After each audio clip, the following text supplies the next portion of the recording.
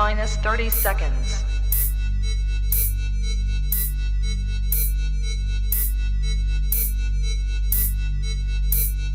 T minus 20 seconds.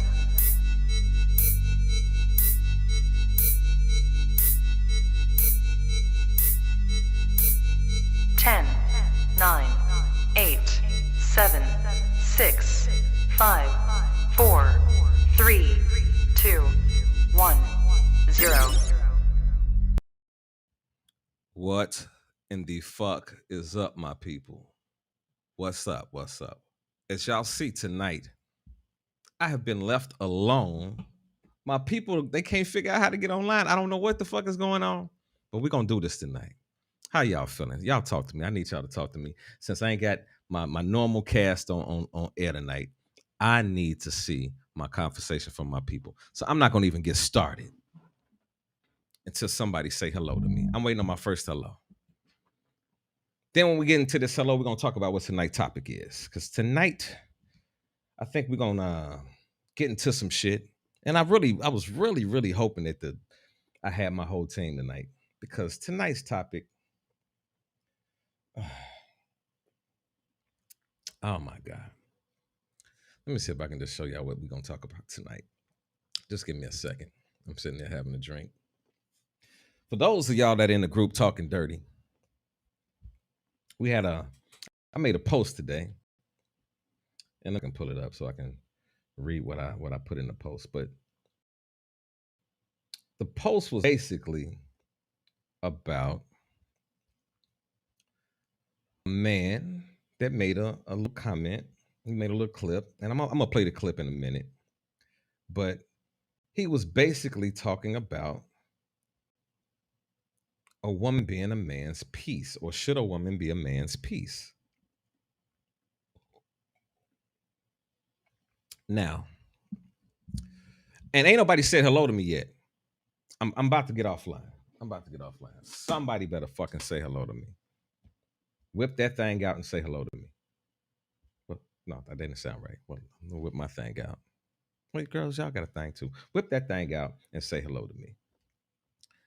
I'm waiting on my first hello. Somebody better speak to me. I'm working too goddamn hard by myself today. I'm feeling all lonely. Y'all see, I usually have like 4 or 5 niggas over here in the side, and they be talking. There my baby is. There my baby is. See, somebody got to be nice and play nice with me. That's what I'm talking about. Hey, baby girl. I know this ain't your first show. Oh my God. Let me tell you about my baby girl right here. Baby girl said that she was gonna check out the show, right? And so instead, I told her the show started at 9:00 tonight. She came in and watched a repeat of the show we did Sunday. So I give her props out. I give you props, baby girl, because you tuned into last week's show and you tuned in to the night show. And all in one day. So we got a full fucking spectrum tonight. So I do not want y'all motherfuckers being silent on me tonight. I swear to God, out of all the nights that y'all cannot say some shit to me, tonight is not the fucking night. I'm trying to tell you.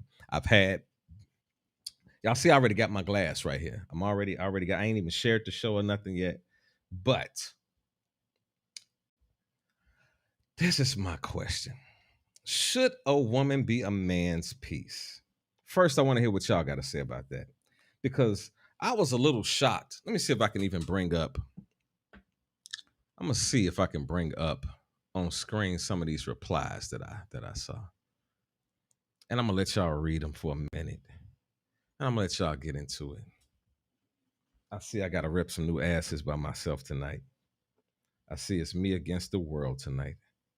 And that's cool. Y'all know I got big draws. I got big draws. And I'm not scared of you motherfuckers out here tonight. So we're gonna talk about, should a woman be a man's piece? Now, let me start off by this.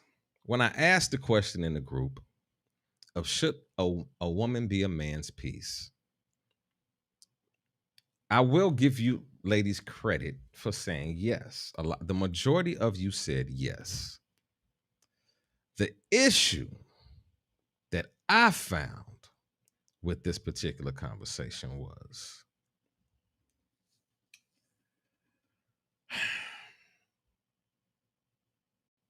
instead of just answering the question about should a woman be a man's piece, it turned into, yeah, he should be his piece, but, and I'm like, whoa, where did the but come in? Where did we formulate a but?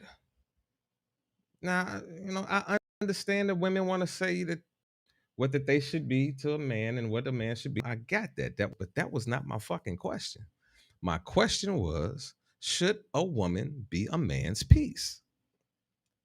And the response that we got was, it was a little shocking to me. That's the best way I can put it. I'm trying to find. Matter of fact, how about I do this? I'm gonna run the clip because I'm gonna run this clip more than once tonight. I already know this because I already know niggas is coming into the show late and all that good shit. I appreciate y'all that's tuning into the show already. But I'm gonna play this clip and y'all let me know what y'all think after we get into this clip. Let's go. Think about a man's piece. You went to the point of they got a lot of shit going on in the world. Ain't no women, and I'm saying no, I'm talking about majority. They're not thinking about that. They could care less about what we got to deal with when we in the street. So maybe I'm gonna finish. So maybe that's why we're encountering a whole bunch of women that don't know how to take care of a man because they don't even care or even think about what they're going through prior to seeing them. And I just want to speak on that. I can be honest and say I wasn't always the person that was being someone's piece.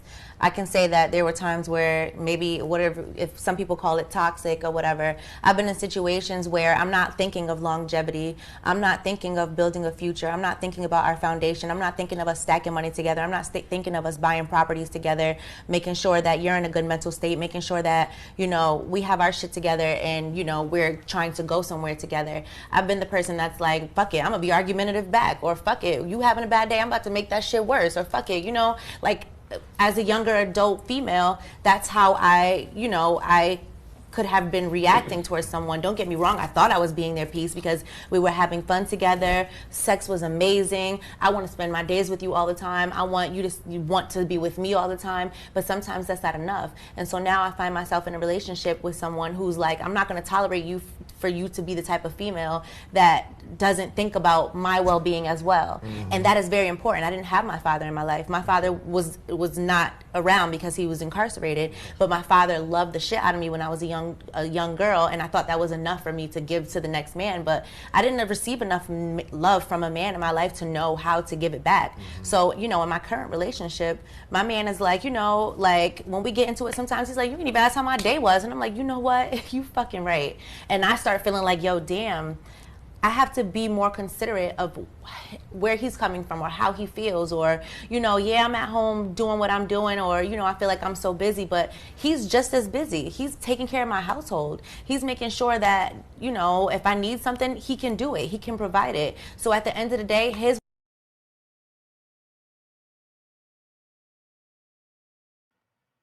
Okay.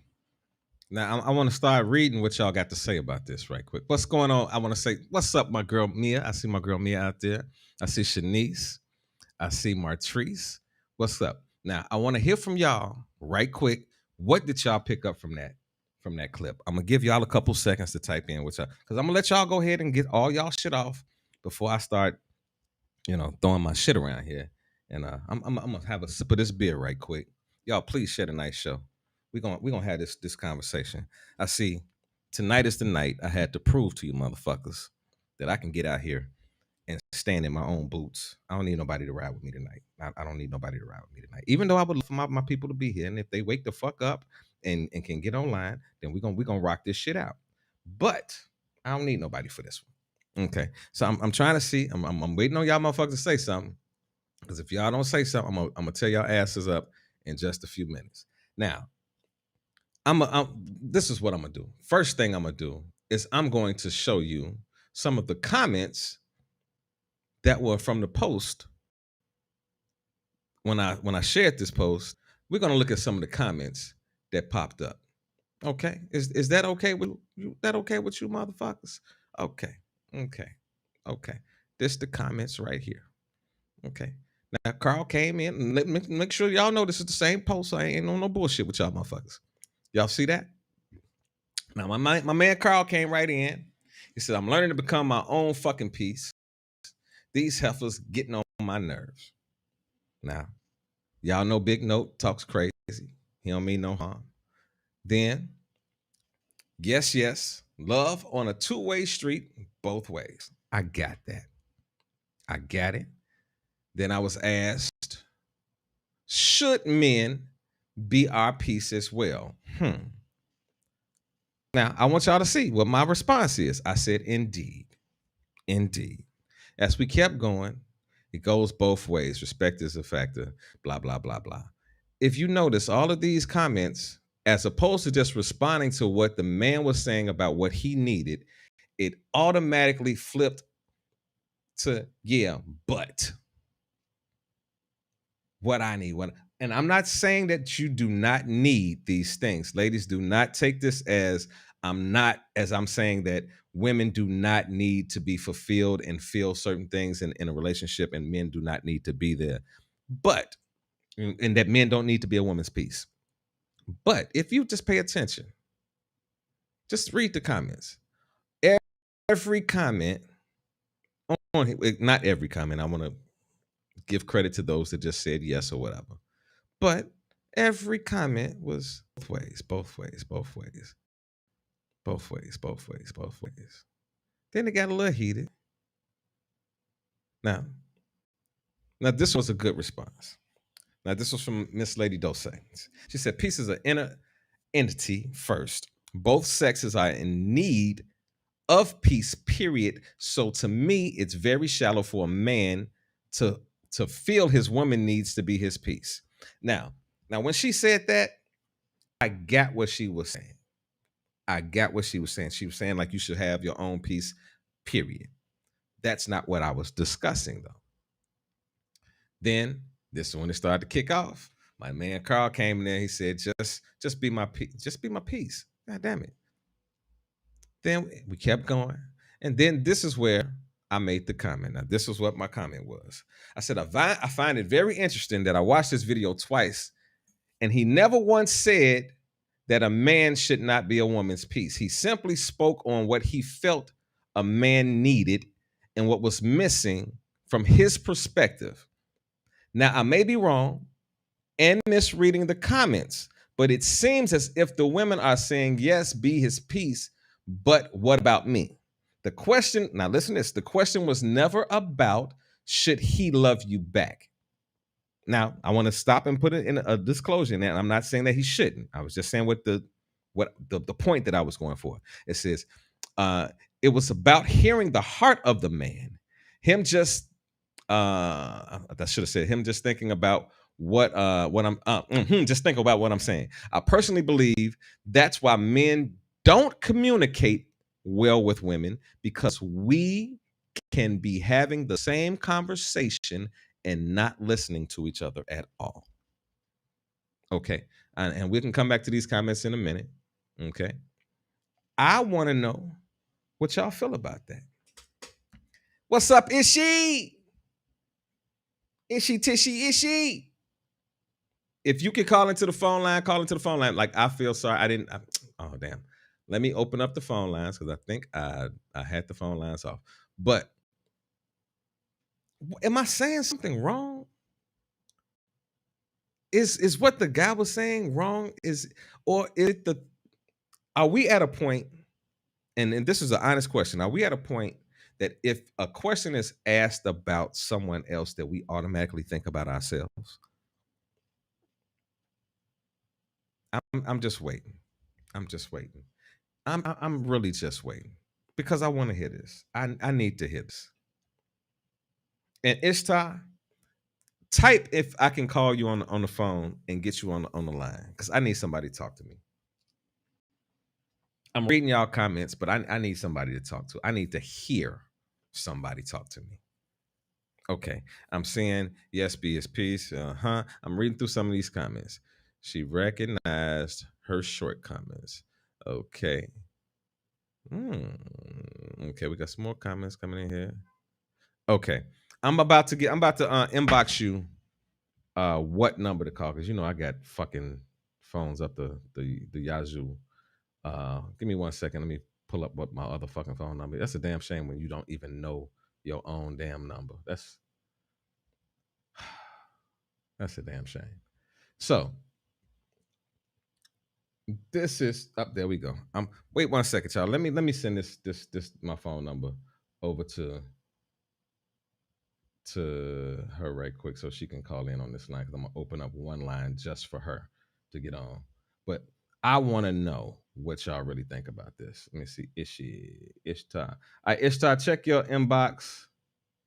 Call that number and let me know. Let me make sure I got everything plugged up over here so I can Bluetooth hooked up, so I can make sure that we got this line open. So when you call, if you out there and you want to just get in on this conversation, the telephone number is 425-436-6390. You can definitely call in. I would definitely love to hear y'all. Somebody got to explain this shit to me. Why is it that when a man is just stating what he wants, that it always reverts back to the other side? I was never once saying that the man should not, give certain things to a woman. I never once said that. That never came out of my mouth. So I'm trying to understand, how did we get to that point in the conversation? Can you hear me, Ishi? Hold on 1 second. I want to make sure that you're running through the system. It says that you're connected, but I don't hear you coming through the system. Hold on 1 second. Let me pair this up real quick. Yeah. Yeah. So I'm gonna wait for y'all to get in here. 1 second. Let me open up this phone line. I'm trying to do like multiple things at one damn time, and I'm trying to figure out why any other goddamn time this phone line would be working. Hold on 1 second, Ish. Let me check the settings and make sure that I got you running through the right settings on the phone. Hold on. Bam. And I think I found out what it is. There we go. Okay, then that's the. Oh shit.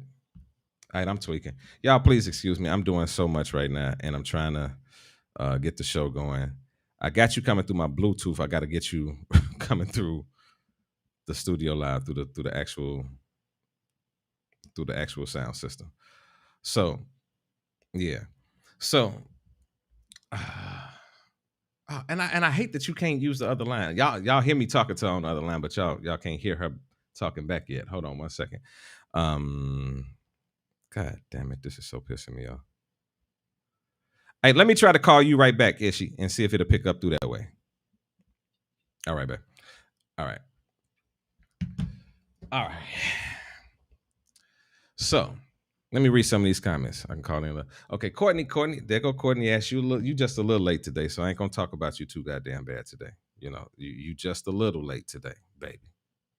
You got to do better. And it's coming through my. Hold on, let me disconnect my Bluetooth. Hold on 1 second. I think I got to disconnect my Bluetooth because it's picking up my Bluetooth on the phone, and I don't want it to do that. But it keeps picking up my. Okay, disconnect. Okay. Can you say something?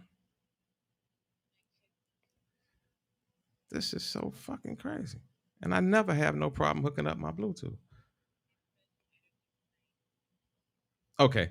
Well, listen, we're gonna try this another way. I'm gonna try to get you in on another way. Give me just 1 second. I'm gonna try to bring you in through the phone line through another way. I'm gonna call you through the other phone. Y'all, please excuse me. I'm tweaking. I need y'all to talk to me though. How do y'all feel that like how does it become if a man is just telling you what he needs from you, that it automatically goes back to what you need from him? I'm not saying that you don't need it, but my thing is men talk to women all the time, and I believe men and women have two different languages. Like we talk to each other, but we don't hear each other. We don't hear the heart of each other. We don't understand each other, and it becomes an issue at the end of the day because like how can I break this down? It becomes an issue because if you don't know what you're doing, how can you properly live? If you don't know, hey, we go. I think I got Ishtar coming through right now. Wait a minute. There you go, Hold baby. up. We hear you Okay. now. Okay, I got you now. Okay. So, first of all, I want to hear what your thought process is on tonight's topic. Okay, so are you talking about the question you asked in the group? Is that the topic? Yeah, this is the whole show is about the link that I posted in the group, the video. What are your thoughts on that video? First of all, did you watch the video? That's the first question to ask, because I noticed a lot of people responded to it, and then in the process of me talking to them, they were like, "Oh, I didn't watch it." Well, I'm like, "How are you responding to something and you did not watch or hear the heart of the man, but you're coming off and giving your opinion about what he's speaking about?" This is what I took from the video. He sounds like a lot of different males that I work with, and that this is human nature. They want to be men want to be understood. They're going through a whole lot. It's some things that us women don't totally get because we're not a man in this the sex form. Okay, so what I got from him was we had this conversation all the time. Men are not taught how to socialize. They're not taught how to express their feelings. So a lot of times, a lot of men may want that, may want to ask for it, but they ask in different ways. It may come off as aggressive. It may come off as other things. And because as humans, we're wired to think about I, especially being over here in Western society. Mm-hmm. That's what is fostering and keeping to cultivate that going. But us naturally as melanated beings, we are collectivists. So what that means is that we have lost our soul. And I agree with what you said about we don't know how to communicate. So what I heard from him was a cry. His words to me sound like other males and women, but we're talking about males here. It sounds like a cry. And the cry is not tearing him down, because there's no weakness in crying and strength. So to me, I heard pain, frustration, and he wanted change. And I understood what he meant. I also understood, I forgot her name, excuse me, the sister that wrote about, you read her comment just earlier. Which one? Tell me the comment, and I'll tell you what it was. You said it was a really good comment. That's where I came in. Oh, Miss Lady Dolce. Miss Lady Dolce. Mm-hmm. Yeah. What she said, I agree with 100%, and I got where she's coming from. But the beautiful thing from watching the video and reading the comments is that you can see where everybody is, meaning perspective wise. I got what she was saying, like, how are you going to ask somebody to give you something else when you should be able to supply that for yourself? You got to worry about doing that first for self, because when you do that in self, it's going to show up outside of yourself.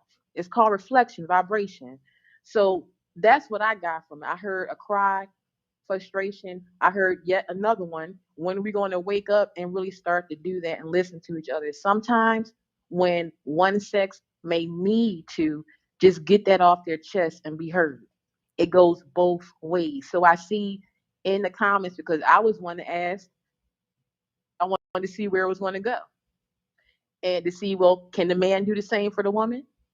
We're talking about balance. So I agree with what you said also in the comments about he didn't say that. He didn't say about the woman. He was talking about himself. Yeah. So I got what you were saying. Sometimes men just want to have that moment. See, and this is the thing that stirred me. It wasn't the fact that because like I said, I will give credit to the women because most of the women agreed, but instead of getting into his thought process, it automatically flipped to, yeah, but whoa, this wasn't about you. This was a question about what does a man need? What do you feel that the man need? If you would have agreed or disagreed, that'd have been a different conversation. But to agree, but then to take the focus off of the man and then make it about the woman is what I had the issue about. You know what I mean? That's just like if a woman were to ask a question about, how a man deals with her doing while she's PMSing. That's not really for me to go into, I have to stick to the basis of what the conversation is and the question is and not stray from it. And that's what I felt like in the conversation was going. It was like, yo, yeah, but. And every comment was, yeah, but. I'm like, yo. No, it didn't stray from that though, Russ. That's the crazy thing. It was right on point because, that's we are each other's reflections. And a lot of women want to know the same thing. Well, we're asked to do all this, and we're also in this country, we are seen as lesser than in many instances, especially if you have more melanin in your skin. So that's a natural human response of hurt. It's hurt on both sides. Okay. I get that Yeah, but I natural. get what you're saying. I get the natural response of the hurt. But I'm gonna play this clip one more again. And I want y'all to listen to what he was saying. And then this is the killer part. Listen to also what the lady in the clip was saying. Because I'm not disagreeing with her at all, because she was sticking to the topic of what he was saying. But the conversation that we had went away from what the conversation was supposed to be about. So I'm about to play the clip one more again. Here we go. Think about a man's peace. You went to the point of they got a lot of shit going on in the world. Ain't no women, and I'm saying no, I'm talking about majority. They're not thinking about that. They could care less about what we got to deal with when we in the street. So maybe I'm gonna finish. So maybe that's why we're encountering a whole bunch of women that don't know how to take care of a man, because they don't even care or even think about what they're going through prior to seeing them. And I just want to speak on that. I can be honest and say I wasn't always the person that was being someone's peace.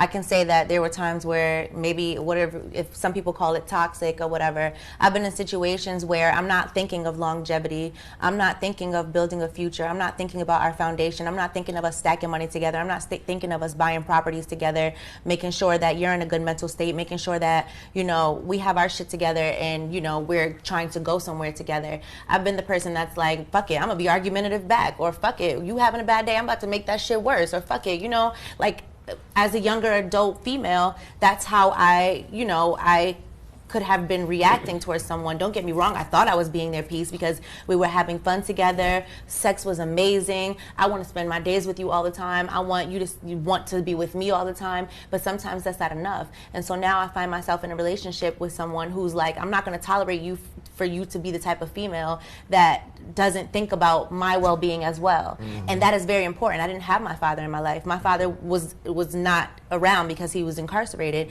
but my father loved the shit out of me when I was a young girl, and I thought that was enough for me to give to the next man. But I didn't receive enough love from a man in my life to know how to give it back. So, you know, in my current relationship, my man is like, you know, like when we get into it, sometimes he's like, you didn't even ask how my day was, and I'm like, you know what, you fucking right.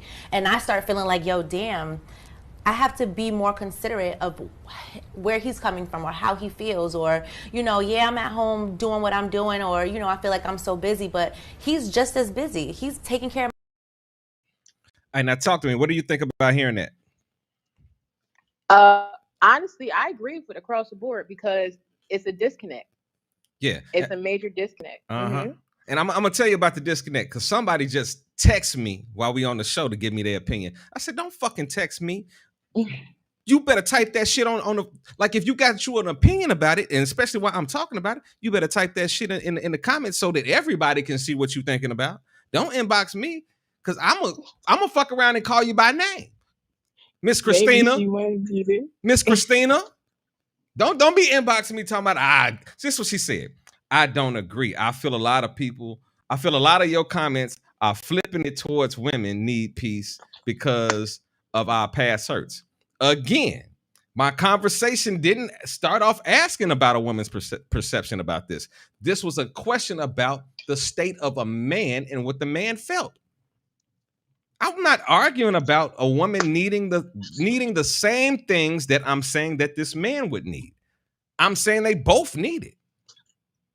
I'm a firm believer. And we had a lot of people in the comment section said that, no, I don't believe that, you know, I should be anybody's piece. They should have their own piece. Now, I got that to a certain degree, but if I'm fucking with you, and if I'm having a rough day at work, and you my woman, you the woman I lay with, I say this every week, you the woman I eat, you the woman I taste, you the woman I spend money on, and I can't get some peace with you. You're not concerned about my peace? And you know what, Russ? What I get what you're saying. And she says something in there that I love because this is something I incorporate in myself. Now, as a young girl, no, I didn't have it, but I have it now. And what she said is when you're dealing with someone, it's not just about you, you want to make sure that your partner is also in a good mental state. I'm gonna pause.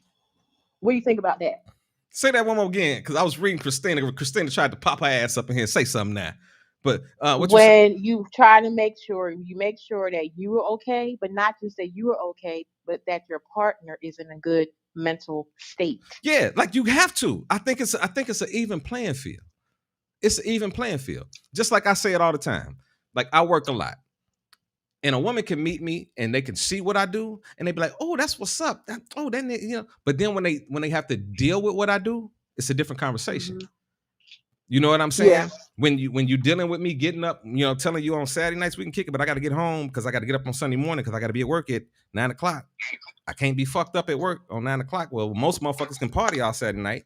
That ain't me. Hmm. You feel what I'm saying? I work on Right. Monday. I work Monday through Friday doing the school stuff. Then on Wednesday is my longest day because I do something from a church again. And then after that, I do this show. And then on Sunday, we turn right around and we do another show. And we got another show coming. Hmm. So you can look on the outside and be like, "Oh yeah, that's dope. My man, he does this and that, and oh, I love." But then when you get with me, you become someone that works against my peace. That's Because because it's not an energetic match, thank you. meaning evenly yoked. So you have to meet. It's just like saying different ways. Beyonce said, "Match his hustle."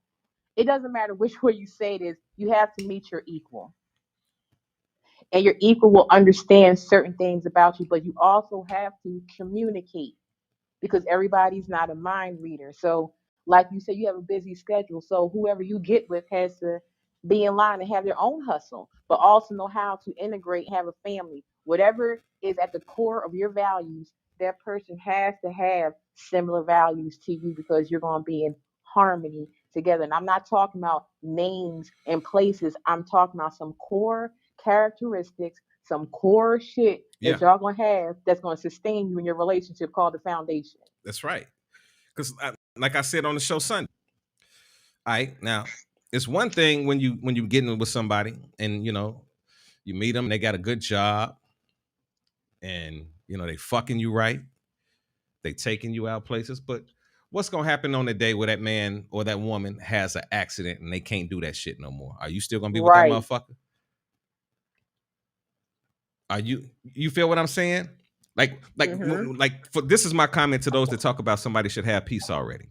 Let's just say somebody gets into a fatal accident, their whole life changes.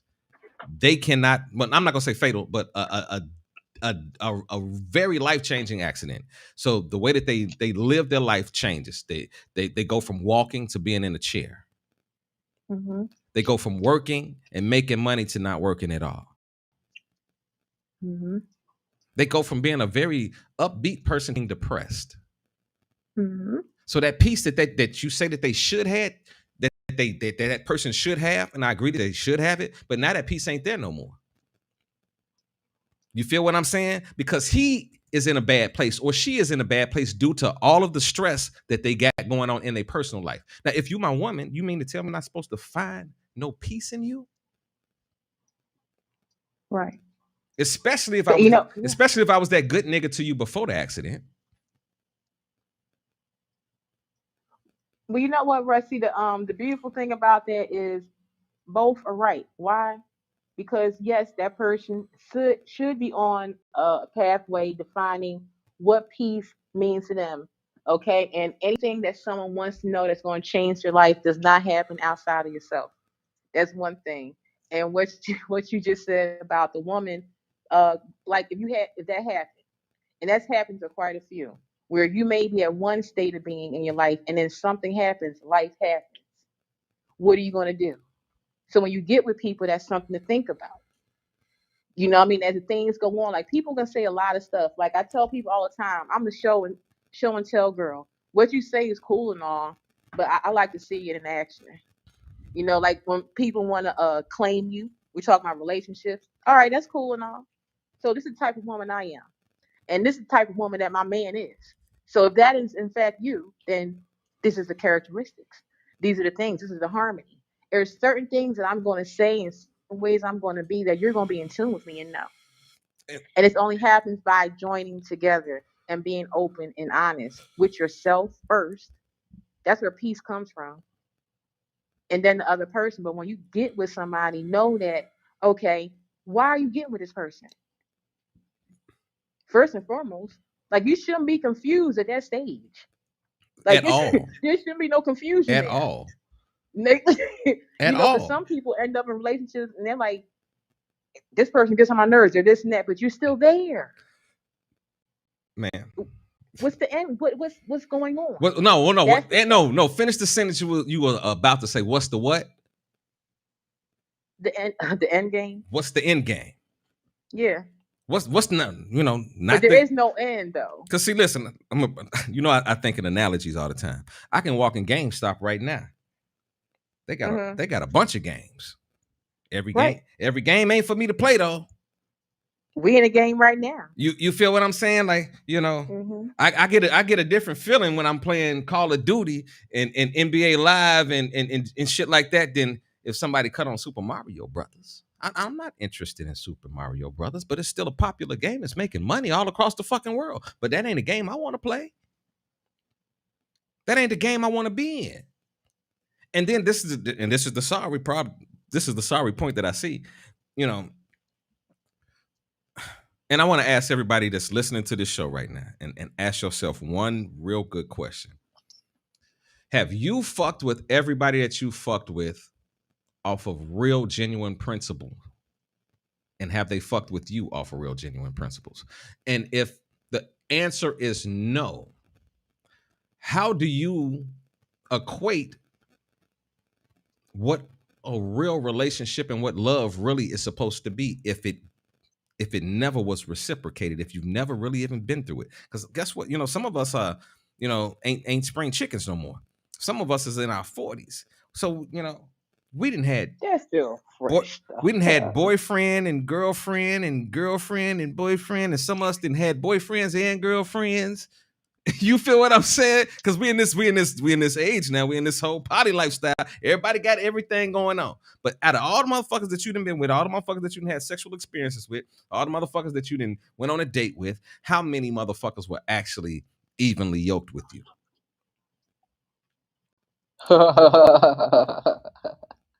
I'll just wait.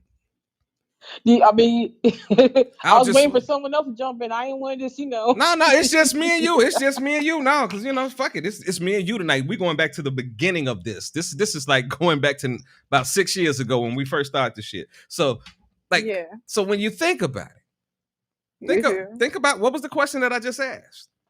How many people were you actually evenly yoked with? How many people are you evenly yoked with? Or have you been evenly yoked with in the past? Yep. Twice. That's it. And then, okay, if you ask that question and say, well, I was evenly yoked with somebody. Okay, but did you fuck up? Yeah. Did you make a mistake? Did they make a mistake? Because something happened, y'all not together. So you might have had a good yoke, but you fucked it up. Yeah. So if you are above the age of 40, 35 or older, whatever the fuck it is, let's say 35 or older, and you have not met someone that is evenly yoked to you, how would you know and even know how to respond to him when you did meet somebody that was evenly yoked to you? The problem is most of us will actually meet somebody, but we won't know how to respond to them by the time they come past us. Won't recognize them. You won't recognize them because you so busy fucking this nigga that ain't treating you like shit. You so busy not being this man's woman. You so busy doing your own fucking thing, and instead of doing y'all thing as a couple, you still doing your own fucking thing. Then guess what? That man or that woman wakes up one day and say, well, I don't want to be with nobody that's doing their own thing. I'm trying to do something with somebody else. So they leave your ass. That's interesting though, Russ. I think we need to open that up because let's talk. That's a problem. When I was a young girl, that's what scared me. And when I say young, outside of my household, it scared me from marriage because some people that I knew that were older than me and I saw them before marriage. And it's not all, this is back when I was a young girl, young, tender pop. Okay. So it's still teenager. Okay. Teenage eyes. You I recognize it ain't all what yeah, it used to be, what it's supposed to yeah. be. I was looking like, what the hell happened to her after, or what the hell happened to him? And Mm-hmm. those were, and look, they weren't large in quantity, but they made such of an impact on me. I'm like, what the fuck? I don't see. I'm like, I don't want that. I still want to know who I am. So here's what I'm saying: when we get in relationships, and I'm guilty of this, I'm like, I'm a recovering one getting out of what I'm about to say. When you get with somebody, it's all about them. You forget yourself. Forget your shit. Forget stuff you do for your self love. Fuck that. But look, it's a win-win, and it's also lose-lose. You are supposed to be unified, but you also have your Please own announce identity. yourself. We good. We good. Go ahead. Go ahead. Okay. Oh, I like that. Yourself, self. Hey. All right. So anyway, I was like, woo. Okay, but like my mom used to say the same when I was growing up about her and my dad, and they were Bonnie and Clyde. Okay, whatever couple you can think of that you may admire, and I don't admire Bonnie and Clyde, but everybody knows that's a universal term. She said, I didn't come in this world as a twin, meaning that yes, they were together, they worked together, they served together, they worshiped together, they did shit together, but they also had their individual shit. So that's one thing that we can forget about when we get with people. We forget who we are. We forget our shit. And then we're bitter. And then we start to put our own frustration because we're not taking care of ourselves. And either or, because the other person is so selfish, they won't. And here's one thing, here's a word I'm saying carefully because words are power and they also cast spells. So, what I'm saying about this thing, letting, nobody can let you do shit except for you. Say Let's that just, again. Whoa. Say that shit one more again. Now, I'm a toast to you, young lady. nobody can let you, or let me just say like this, nobody can pull your strings unless you allow them to, because the person that's in control of you is you. You get So, you get hold on 1 second. I don't know if you can see me right now, young lady, but you get a fresh pour for when you get it. Yeah, you get a fresh pour. Yeah, you get a fresh pour. Tonight's show is being brought to you by Oliver Sweet Red. Yeah. So yeah, go ahead. Let's go. And I'm sorry, and Stella Artois. That's so and your local weed man. So that's what the show is being brought to you by today. Okay, go ahead, baby girl. and look, the sun just came out. We're having a little storm here, Uh but oh, it's got wet. but yeah, it's raining. Well, it's not raining now. It's just thundering and lightning, but it was raining hard. The Wet, storm's wet. coming. The storm's coming. The storm's coming. No, go ahead. Go ahead. So a mess. So anyway, you got to remember who the hell you are. But like I said, when I was the young buck, and I'm seeing, because I did hang around old heads, so some of them were getting married, and I'm like happy. But then after I saw them, after they were in their marriage for a little bit, I'm like, what is wrong? Who are you? They didn't sound the same, and I'm not saying like they evolved. No, it was like they were just, who are you? Mm-hmm. And that scared me.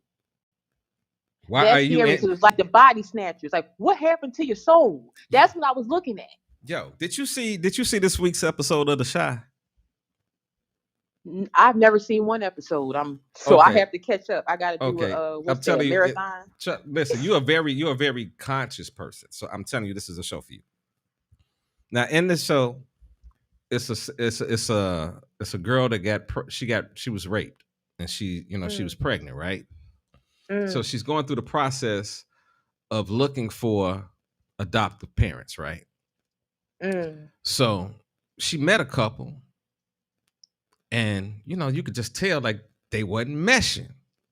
yeah. So later in the show, she told her, like she's like, I ain't rocking with this, something going crazy, something I'm not fucking with this. And then later in that episode, it came out that it was really sort of crazy.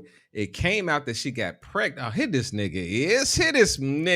There is Dr. fucking John. Let me bring him into the conversation. We're on the Right. phone with the doctor. The fucking doctor has decided to join me. Hey, Mr. Dr. John. How you doing, buddy? Hello, doctor. How you doing? I'm all right.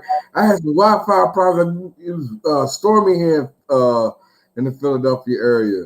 Yeah, And, It is. We're in Philly together. yeah, y'all got to quit masturbating in the middle of my shows. Y'all cannot oh, masturbate shit. on Wednesdays and Sunday nights. because y'all be, that's like doing a rain dance in the spirit. Y'all got to stop that shit, you nasty. I'm sorry. I love y'all though. On a good note, we won tonight. That's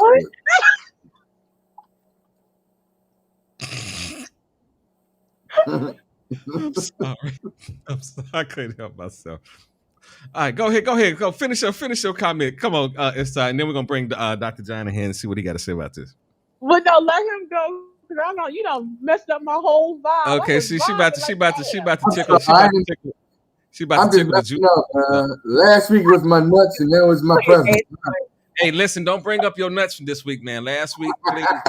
And I hope that you ain't got no nuts around you. Like, if y'all watching for the first time, this nigga right here decided last week he wanted to get some type of nuts. And the whole show went to this nigga eating nuts. And what kind of nuts were they? Listen, stop it. I told you this setup. Don't ask him what kind of nuts he eating. He eats the nut. No. And he don't eat nuts. I'm vegan, so I want to know, but some I haven't tried. Pistachios, baby, pistachios. We talking about why love ain't working. Should a woman accept a nigga eating nuts? Should a woman be a man's piece? Is what the fuck I'm talking about. Should a woman be a man's piece? All right, Dr. John, talk to me. Talk to me. Thank you, Latasha. I see you, Latasha. I love you, baby. I love all y'all. I love all my listeners for tuning in tonight. Come on, talk to me, man. Answer this question, man. Talk to me. Peace? Yes. I mean, the whole reason why I would need her is I would need peace. No, nigga, they said that. No, they saying that. No, they ain't trying to be your peace. You should have peace already. And fuck trying to be your peace. That's what the ladies were saying. Everybody didn't say that, Doc. Not everybody. We had enough of them. I can go back on the screen right now. We can read through the comments.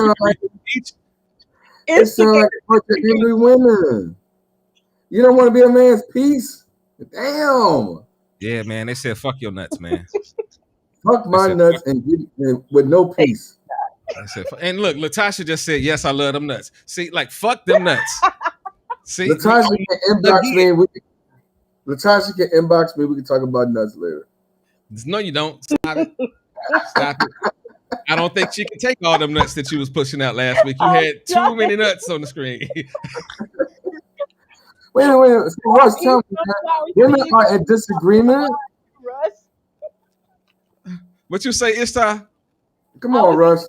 Flower seeds before I got on the air. Man, I'm trying to tell you. See, listen. I just drink. That's all I do. Y'all ain't gonna catch me eating no nuts. Y'all going to hell. Wait a minute. We're gonna have another show about the nuts. See, you see how she just came through all strong. Like, you see how I feel about the nuts. Like, y'all niggas is nut crazy. Get back to my topic of the show. On this shit. Look, he going to get some nuts right now. Look at this. I know he do it. He's good. Sit your ass down. I'm getting my medicine. All right, now talk to me, Dr. John. Let's get serious for a minute. I can't believe women are saying that we should have peace already, man. It's like, to me, it would be an honor for me to be something to a woman. Like, if I could be her peace of mind, that's an honor. I would think a woman would feel that same way. Like, I'm this man's peace. When he's with me, he's comfortable. He's calm. I would love to be that to somebody. I can't believe there's women out there who don't want to be that. No, she said, fuck you, nigga. They said, fuck you, nigga. They said, nigga, you ain't got peace already. You is not for her. That's what she said. Wow. Well, I mean, I do agree that we should have peace with ourselves. Because, I mean, if you're a stormy weather, you might be a problem to some. I get that part. But just to say that a woman can bring a man peace and as an offering, like, that's a good thing. That's not a bad thing. That could never be bad. I don't understand how any woman would say, I don't want to be a man's peace. Okay. This is my question. Let's flip this shit on the other side. Let's say a man meets a woman, right? Mm-hmm. And she's going through a rough time in her life. Mm-hmm. She might have just lost some people. She might be financially in a position that, she might have lost her job. She might be just at a real broken time in her life. Right. Should a nigga not fuck with her just because of that? Or should a nigga look at her heart and who she is? And I think the second part. And the potential of who she could be. I think the second part. See, but when we talk about men, it's like, fuck that. That nigga should. What the fuck? That's crazy. Because guess what? If I turned that same shit on and I said, well, bitch, you ain't got your shit together, bitch, you a lazy motherfucker. You ain't got no job. You Right.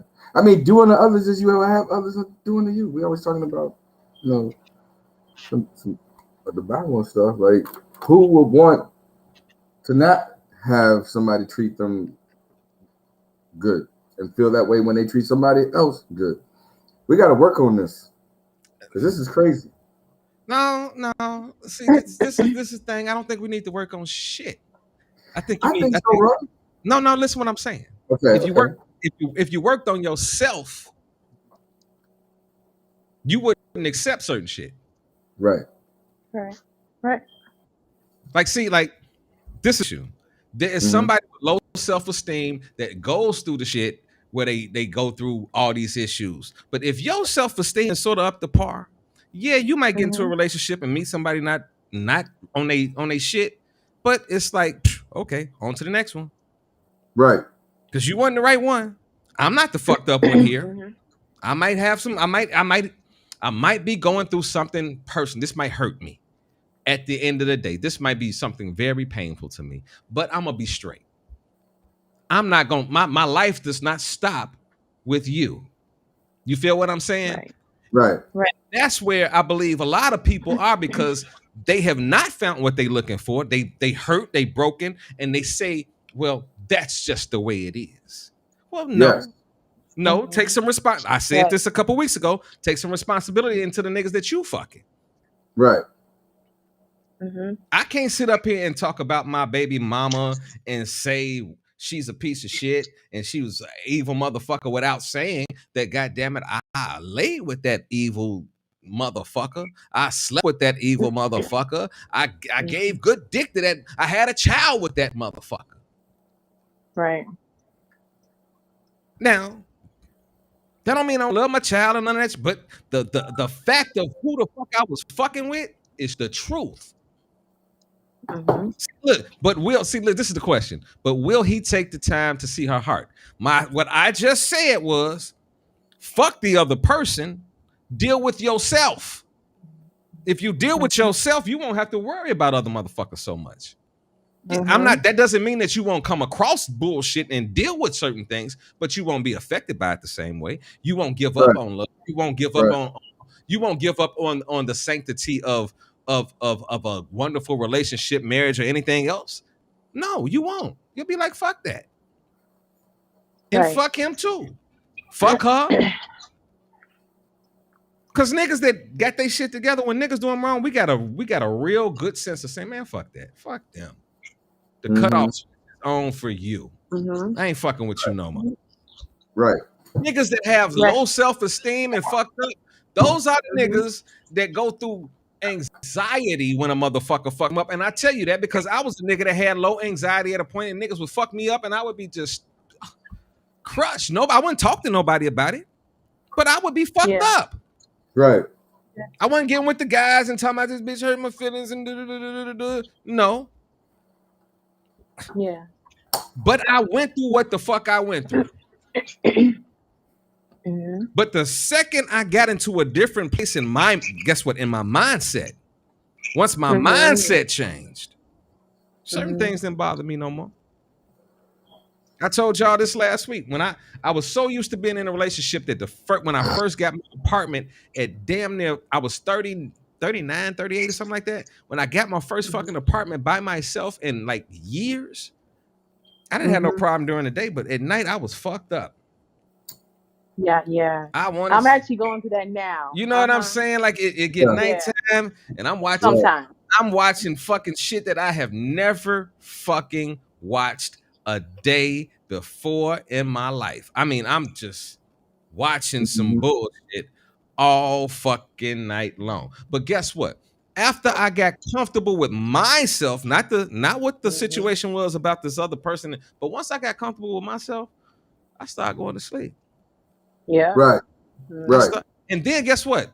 Then my disposition changed about motherfuckers coming over and being around me. Because Yes, you get real selective, don't you? because when I was yearning for somebody, I just wanted a motherfucker there. But Right. once I got once I got grip of who I was, oh man, shit, I could be around motherfucker real quick. I'm like, oh no, you ain't for me. No, Right. nah, yeah. Nah, you Mhm. beautiful as fuck, but you talk ignorant in the motherfucker. I can't even fuck with you. Like, see, guess what? Those are things that trigger you that once you get aware. Because when you weren't aware, you'd have fucked that beautiful, ignorant motherfucker anyway. You'd have fucked her knowing that you'd have fucked her or him, knowing that it was a bad decision, knowing that it wasn't gonna go nowhere, and then later dealing with a bad, fucked up breakup when you didn't know no better. But once you got a little sense about yourself and shit didn't matter to you so much, and you changed your disposition about what you thought, those things didn't affect you in the same way. Right. And if Yeah, they they and if they mhm. did affect you in the same way, you got some deeper issues going on. That's not that other person. So, and I say this: every nigga that you fuck with that was not right for you, you chose him. Mhm. You decided to cock that leg open and let that nigga get up in there and bust that nut. You decided to let that woman jump on top of you and fuck the shit out you 40 going north. But then it didn't work. You already knew it before you laid down with her. 9 times out of 10. Especially when you get older, you know. When you're younger, you don't know. But when you get older, you would listen to niggas' conversations and can tell what is good for you and what ain't good for you. Yeah, you can watch the way people move. Like I like to watch people move, and you know what I mean, how they move in life. Because the human mouth will lie, but heart, spirits, and souls will always tell the truth. Listen, So when people talk a good game, I'm like, that's what's up. listen. I want to see how you moving, This the meaning how crazy you part. operate in your life. I dare anybody out there that meets anybody to try this next trick. Instead of meeting somebody and talking about all the wonderful things that you like and things that you like to do, why don't you just start asking them about what they don't like? And assessing what they don't like to what the fuck you already are. Like that, they don't like that. I do that. They already telling me they don't like me. They might like my physical in the conversation, but they telling me that the core of who I am is who. This is from the very first conversation. Instead of going through that, hey, what's my, hey, how you doing? My name is, and yeah, what you like? Oh yeah, you beautiful, and oh yeah, you so fine, and you so what you don't like? What drives you crazy? And just listen. And sometimes a nigga will tell you some shit right off bat, and you be like, oh no, you ain't for me. Not saying that they're making a bad decision, but they might just say something that you love to do, or a way that you are, that you set in your ways, and you know that you are setting your ways.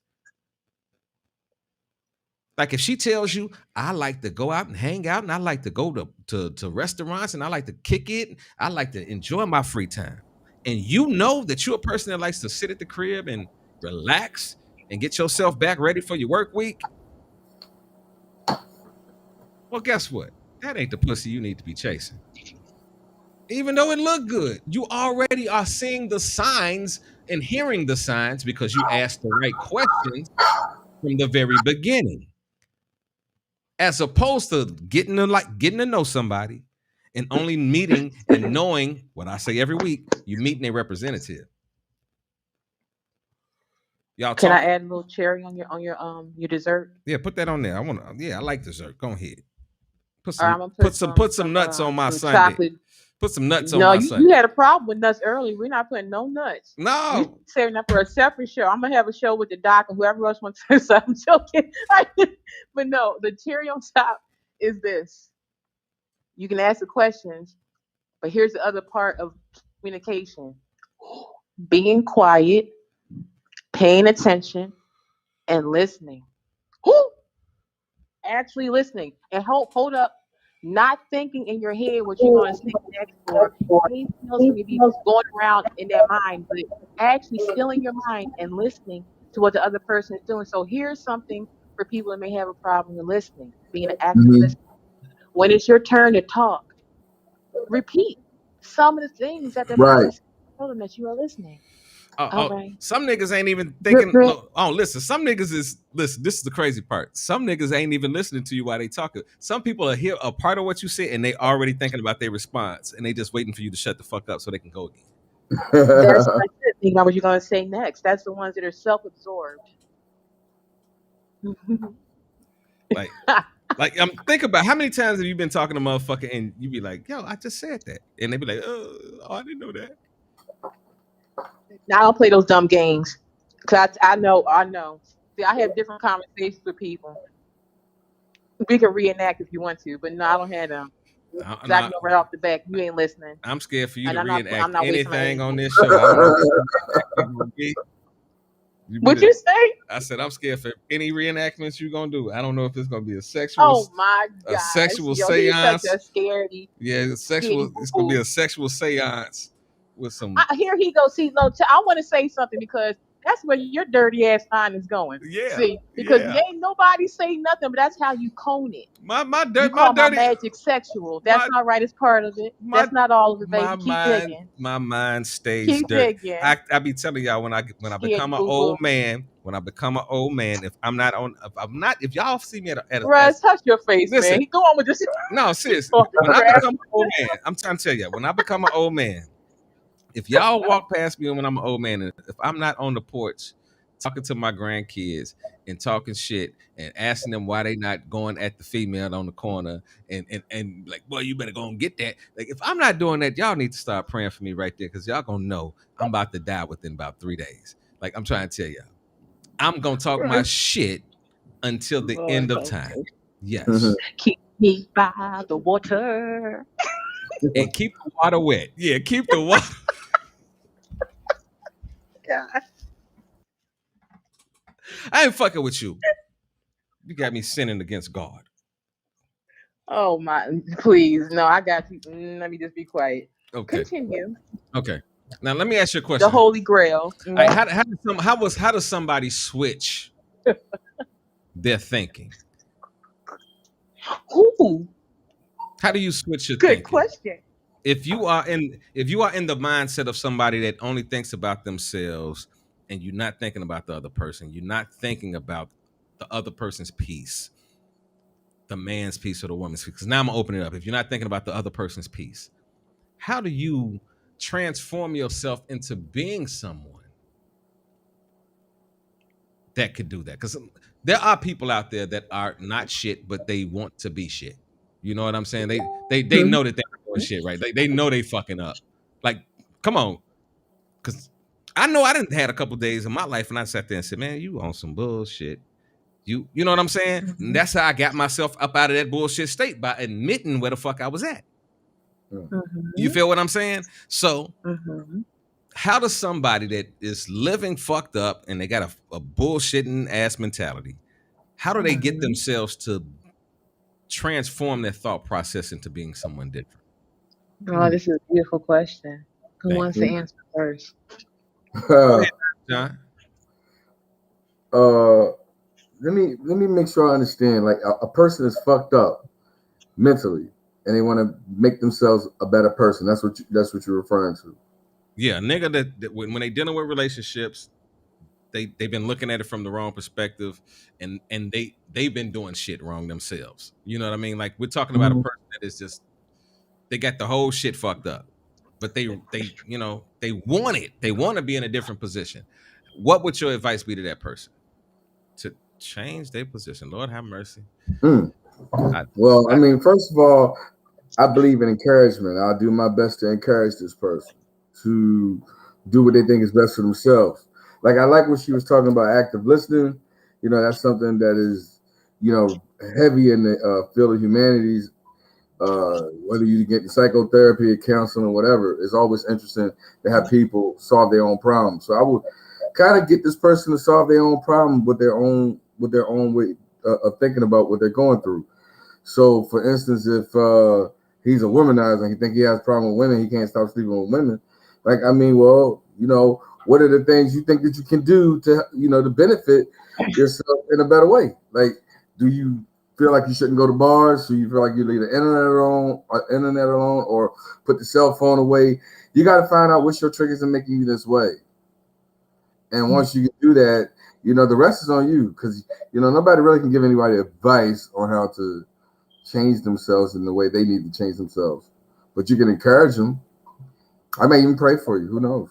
If that's what you want. Hallelujah. Come on, talk to me, baby. Okay, well, there's a multitude of ways, and one of the things that's been going around lately is not new. I just want to put that out there. A lot of things I'm going to say is not new. It's not new age. It is spiritual. So a lot of problems, what they call mental disorders and dis-ease, is a dis-ease, exactly what it sounds like, in your body. We have 4 bodies. So what I would do is I You like know, to break. when you say shit like that, you cannot give. We got 4 bodies and then go on with the I'm about to conversation. go into the breakdown of it. Yeah, okay, that's what I was about to say. Because I'm like, give me those definitions. So no, okay. So this is a good question because I deal with this every day, some form of fashion. So one term, one way, is shadow work. Okay, and how to translate that into psychology, which is one of my favorite psychologists, is Carl Jung. He was one of the ones from that school of thought that brought into the Western world about the subconscious and unconscious mind. So how do you change the mental state? That's the first principle of Hermes, mentalism. We have 4 bodies. We have a spiritual body, a mental body, an emotional body, I and answer our that right. Say that again. Say what are the bodies? we have a spiritual body, Okay. a mental body, an emotional body, Emotion. That's the one I missed. and a physical body. If anything is wrong in any of these areas, just like any other machine or living organism, that whole infrastructure is going to break down because you need all parts in order for it to work properly. So, behavior modification, what that does is retrains your subconscious and your unconscious mind. It puts a different imprint and it cleans out the auric fog out of your aura, out of your energy. Okay, so when you hear about Albert Einstein and E equals MC squared, hmm, that Mm-hmm. is energy in motion, amplified. So, how do you get out of that fog? Is by going back inside yourself, and someone that is a guide. That can be anything. That can be someone that's in psychology. That can be holistic. I use spirit science. Okay, so I use holistic methods. I also use a multitude of other things, and that's to dig into the person. This is done through consultation. Okay, so you have to talk to the person, let them talk freely. And when you do that, meaning tell them to get out of their brain. I can tell people, get out of your brain and into your mind. That's your solar plexus, the upper part of your stomach. That's where you get the gut feeling. That's where you sing from your diaphragm. That's where you had the butterflies and all the other stuff that goes on up there. Even stomach issues has to do with your mindset. Okay? So we got to get to the root of the problem. You can only do that by digging into the fog. And digging into the fog in someone's mind by telling them how it works. One thing. Your subconscious mind records 85,000 thoughts per second. It never goes off. So you got to retrain that. One way is through sound. How through sound? So once you find, let's say this person has poor self image, low self esteem. Okay, so you have low self worth. You're not seeing yourself properly. What is clouding your vision? Well, let's get to it. So when you get to it, you have things like sound therapy. Sound is in either the hertz frequencies, 432 hertz, 528 hertz on up. You listen to that at night. Go to sleep to it. A lot of times, some people may go to sleep with the TV on. Your subconscious mind is recording that. Yep. Everything, all the commercials, everything is playing over. And guess what? It will come up at some part during your day when you're awake. Oh yeah. So you gotta retrain that. You can also listen to some that have subliminal messages, meaning positive affirmations that are said below the tone. That's what we talked about the music a couple weeks ago. Oh, But absolutely. That's been happening. and it still does. It's even in nursery rhymes. That's another show. Mhm. Yeah, Okay. I've been telling y'all we've been fucked up with the kids and shit since the Teletubbies. We've been Oh, we've been fucked. Oh, this goes way beyond. yeah, but I'm Try talking about Walt Disney. when they came out and said with that nigga with the pink one. Oh, with that, are you talking about the one with the pocketbook? Yeah, when they came out and said nigga the pink Teletubby is a different Teletubby. They start fucking with our kids mind differently right then and there. Lord, so look, you Cause can do. cause You listen, start affirming stuff one to no grown yourself. You have motherfuckers. to. Listen, But listen. can I finish my thought before you start talking about some damn Teletubbies? Go What the ahead. hell? Go ahead. Go. And I like the little damn Teletubbies. I'm See, that's why you got mad. Go ahead. shut up. I'm gonna talk about some damn Teletubbies. So then, so all right, you do that's one it's an exercise someone can do actively at night. So a lot of times people need a guide. They need a script, and that script comes from them. That comes from you talking to them, having them, just like the doc said, it's always more fun. And this is the way it works. You are doing your own shit. Because guess what? You can give a man a fish and he can eat for a day, right? But if you teach a man how to fish, what?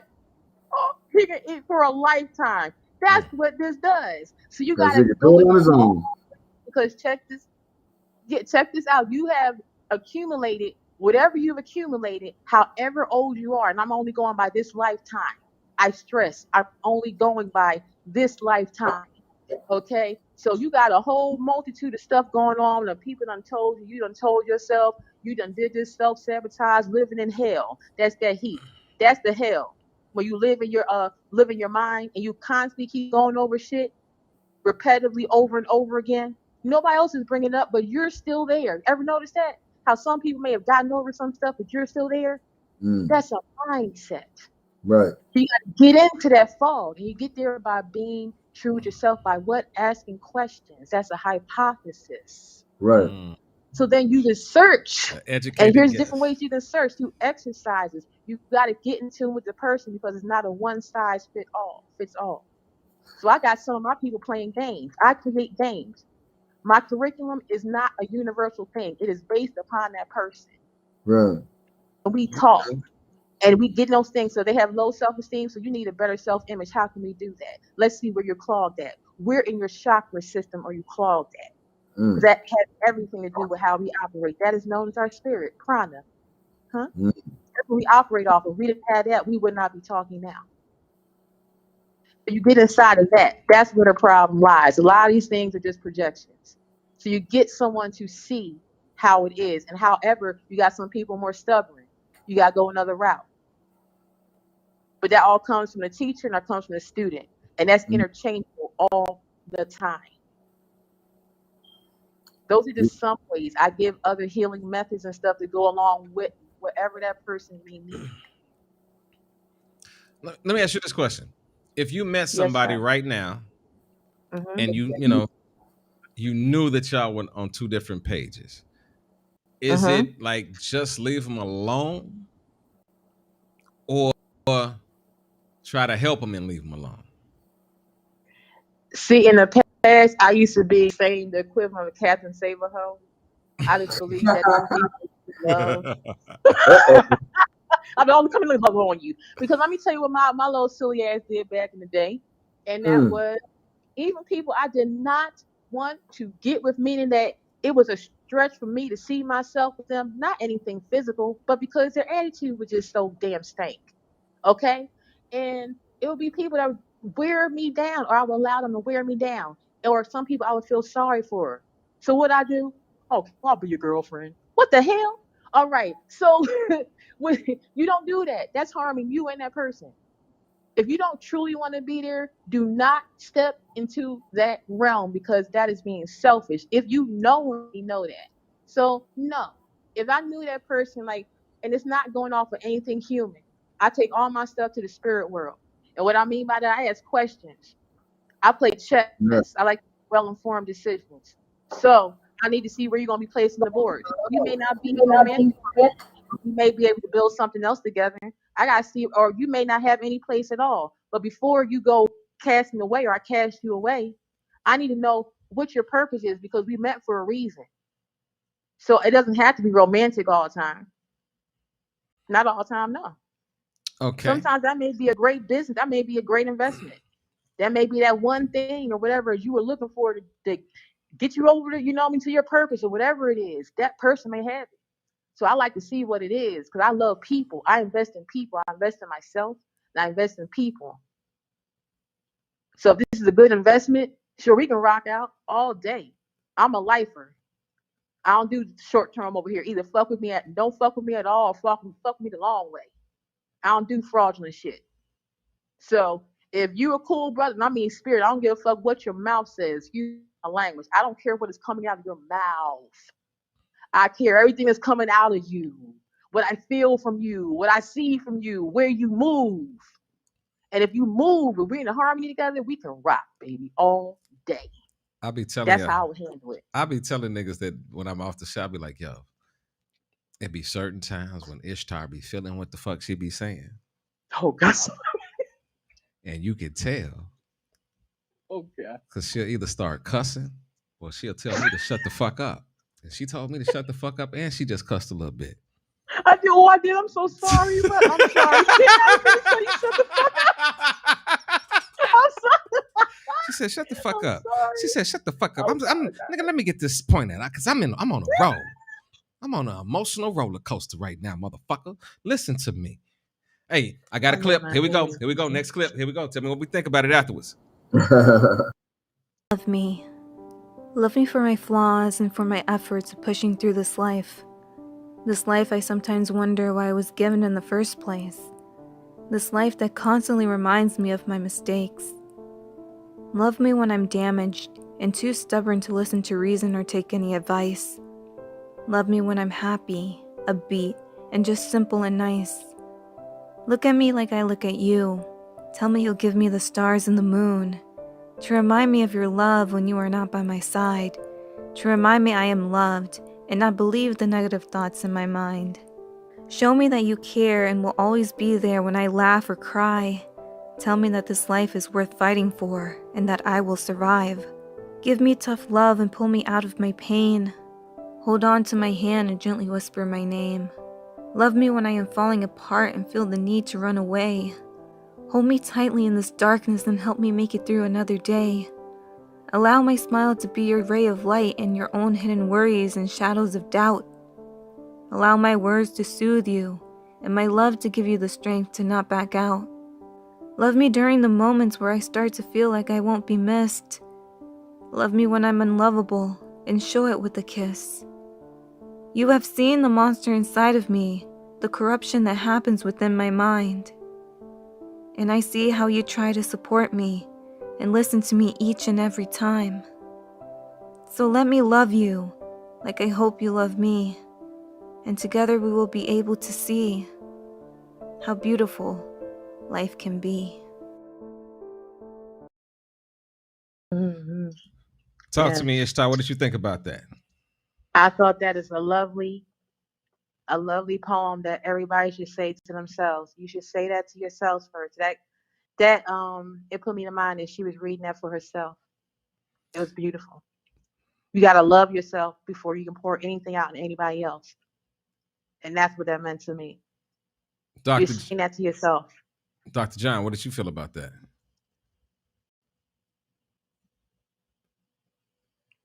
Dr. John. John. What's wrong with him? We're having it's a storm over here in Philly. Just looking at us like. Oh, he just did. Oh, okay. I he froze. He's just looking at us like I swear to God, if you can see the camera right now, G. Hold on. I'm about to bring this nigga up on the camera so y'all can see this nigga's face. I want y'all to see this. We talking about you. I just asked you what did you at the camera. This nigga just here like. I had a phone call. I'm so sorry. And y'all was talking. I was going to interrupt. See, that's what I'm talking about. You be on some bullshit.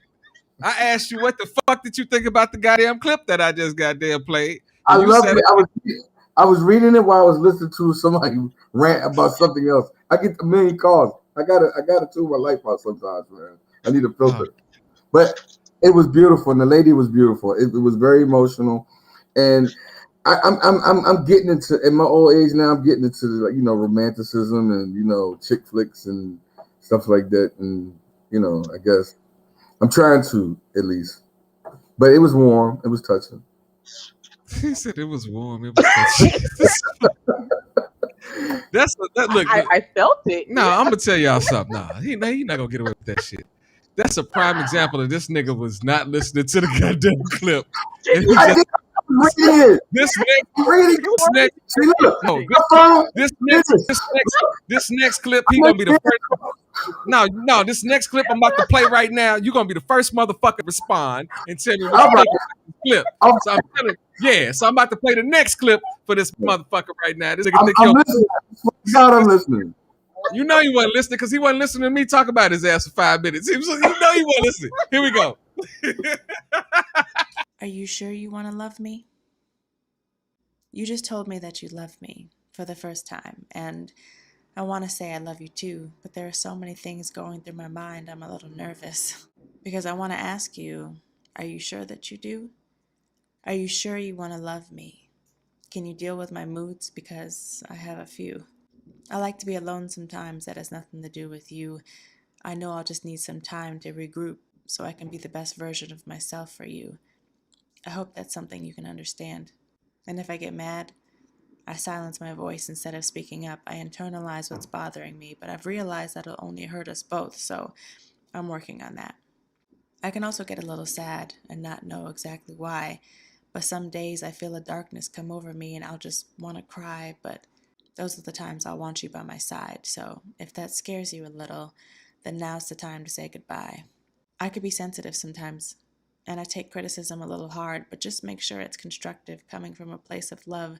Otherwise, I'll fold like a house of cards. My confidence is usually high. It's hard to knock me down, but every now and then, I tend to dim my light to let other people shine. I've never liked the spotlight. But I know it's not good to hide in the shadows. I deserve to shine just as bright. I'm working on that too, so just give me time. You would have learned all this about me eventually, after a while, but I just wanted to let you know. I wanted to be upfront and crystal clear that if you still want to be here with me, I'm not perfect, and I'm not afraid to show it. This is me. So, are you sure you want to love me?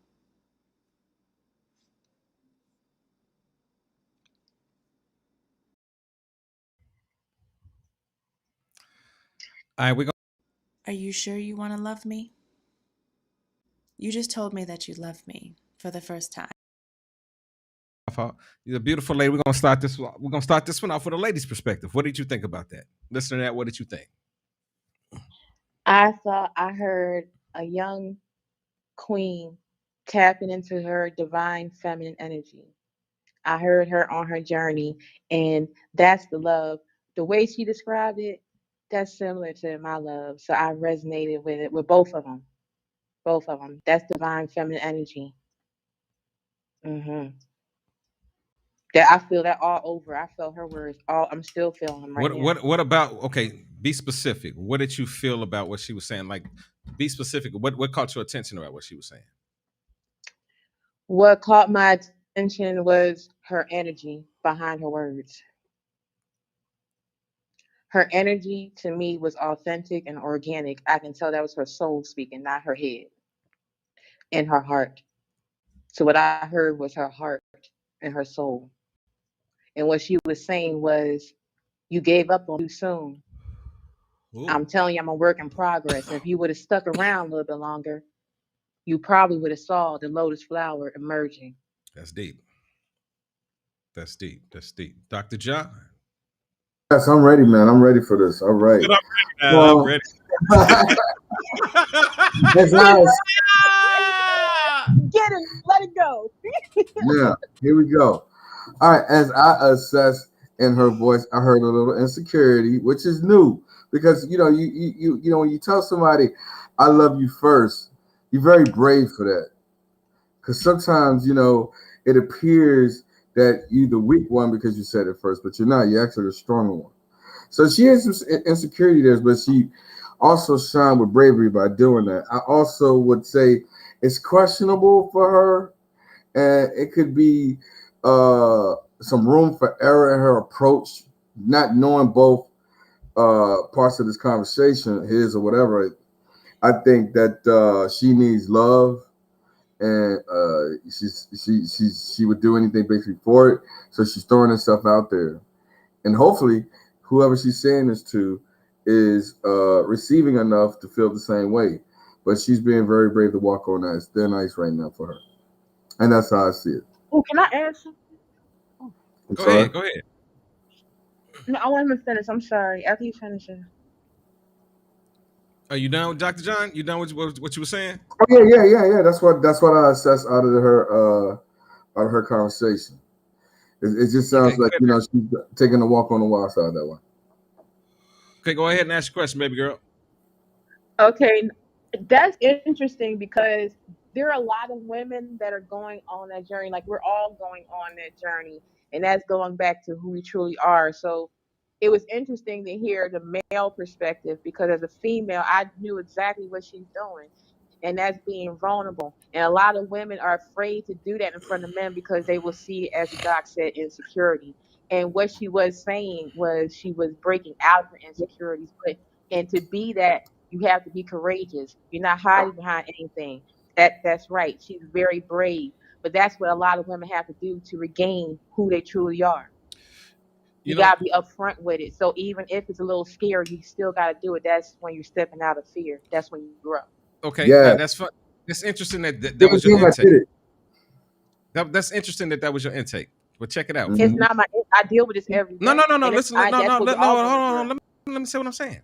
Because Hmm. what you said, I got it, but I got it from a different perspective because I'm like, yo, okay, men are more damaged than women, in my opinion. How when I talk about us being damaged at a young age, Interesting. that we're more fucked up than you are because y'all are a lot Hmm. more into like y'all become hurt by the effect of the shit.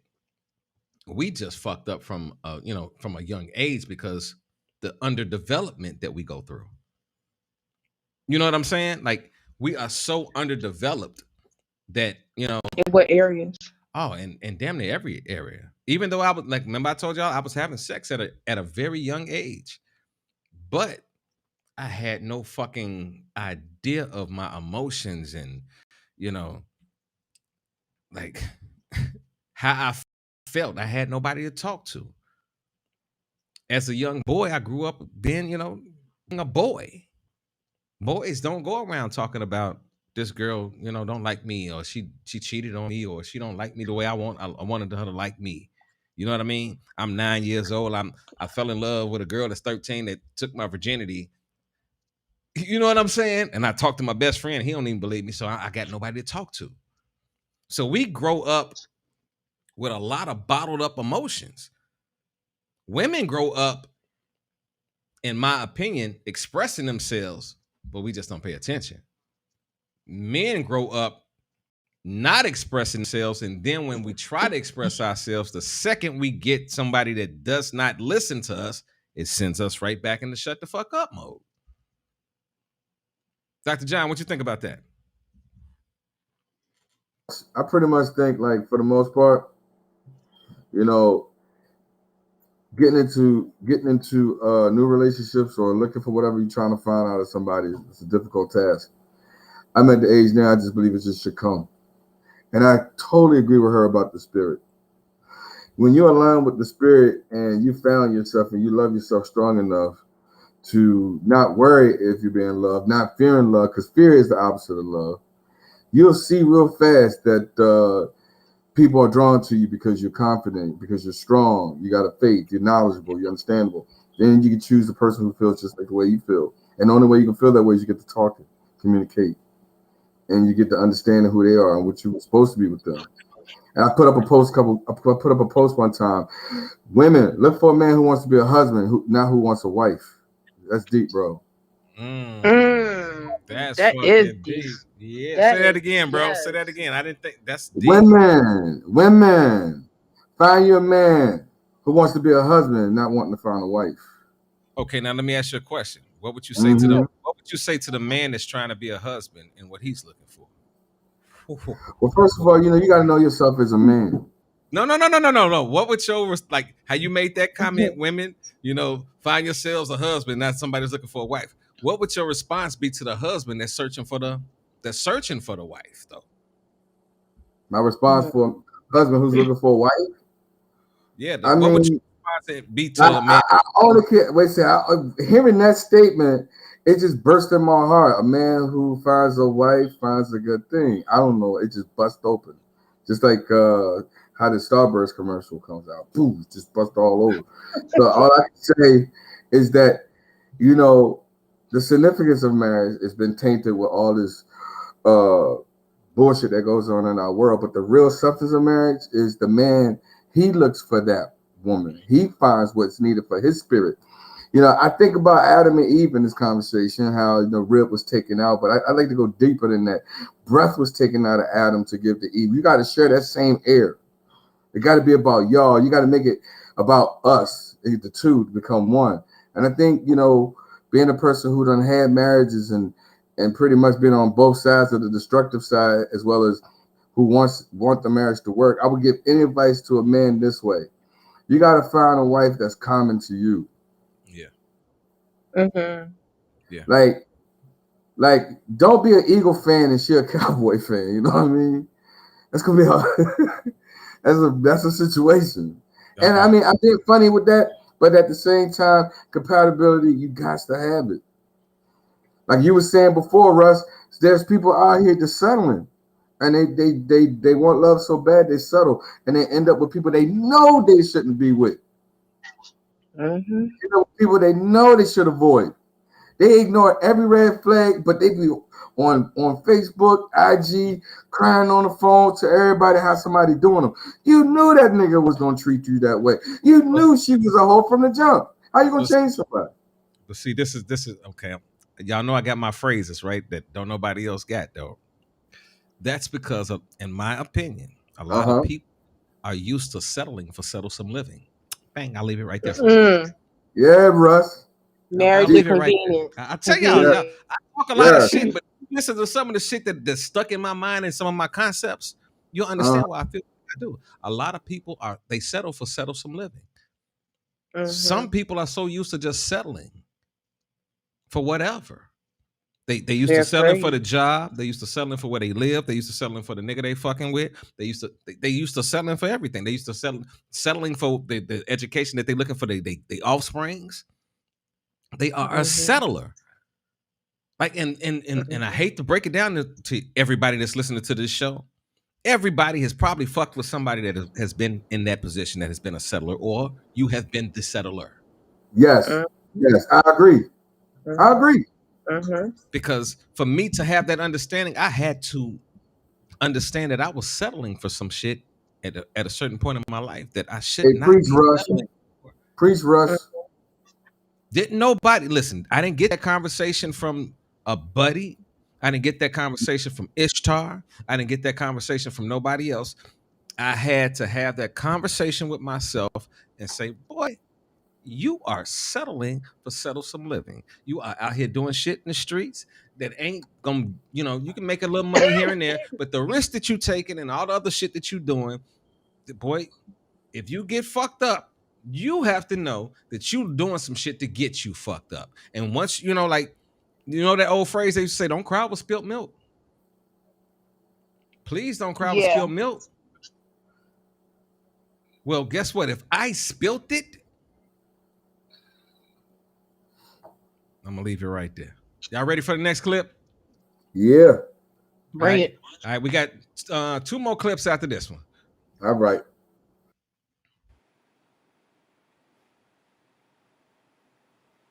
Hey, Dad. My 5th birthday party is coming up, and this year I think I'm getting an ice cream cake. Do you like ice cream cake? Well, I'll save you a slice. Love you, Brandon. Hey, Dad. My 10th birthday party is next week, and when I woke up this morning, the first thing Mom said was, dang, you look just like your daddy. Maybe that's why my reflection is so unfamiliar sometimes. Anyways, I really hope you can make it to the party this year. I miss you a lot. All right, well, I'll see you at the party, hopefully. Sincerely, Brandon. Hey, Tyrone. I just turned 16 years old today, and about a week ago, I thought about inviting you to my birthday party this year because all the kids at school always ask, are you gonna make it? And I always end up telling them that you're out of town. Now, Mama told me stop lying so much, but technically you are out of town, so I guess I wasn't really lying, because what's a little half-truth when you've only ever known half your roots? But I'm tired of sticking up for you. I'm tired of all these sleepless nights. I'm tired of coming up with excuses for your absence. I'm tired of trying to reform my self-image into something that you would consider to be beautiful. I'm tired of trying to earn the title of being called your son as if it wasn't my birthright. So you know what, Dad, or Tyrone, whoever the hell you are, I'm done. Because all I ever wanted was for you to acknowledge my existence. But despite my persistence, I haven't even met resistance, just absence. And I hate the fact that I still want you here. But I'm done being caught in this delusion, the idea that you, a mirage, could alleviate my confusion. I don't need you. I never did. This is my last letter to you, Tyrone. Goodbye.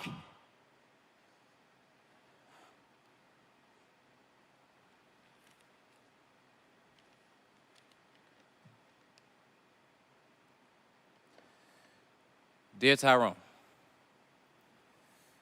for 25 years I cried into pillow sheets wondering why you left me. Wondering what I could have done to have earned your love or how I pushed you so far away. Your absence, like a flame, found home in the kindling of my insecurities, and my mind became a wildfire. And as I ascended in age, my sorrow turned to rage because I wanted to move on, but I simply couldn't turn the page. Or I didn't want to, because somehow being angry with you still made me feel close to you. And despite our lack of history, Tyrone, I've come to learn that pain, like secrets, can only control you if you hold them within. So I've laid down these woes at the altar of Christ just so I can tell you this. I forgive you. I forgive you. I forgive you so I can finally be free. No longer shackled to my misery, because this situation is so much bigger than you and me. This right here is generational healing, because I'm getting married soon. And I want our first chapter together to be started off on the right page with you by my side as I marry my bride, because Tyrone, for the first time ever, I can honestly say, I love you. And I actually mean it, so will you be there for my biggest day ever? Sincerely, your son, Brandon.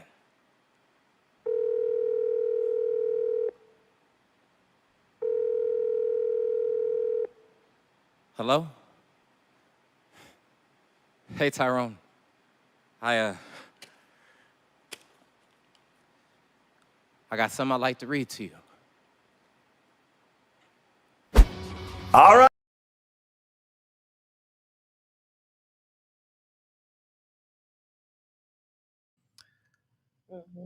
Now let's get to it. Let's talk about it. You asked, why did I play that clip?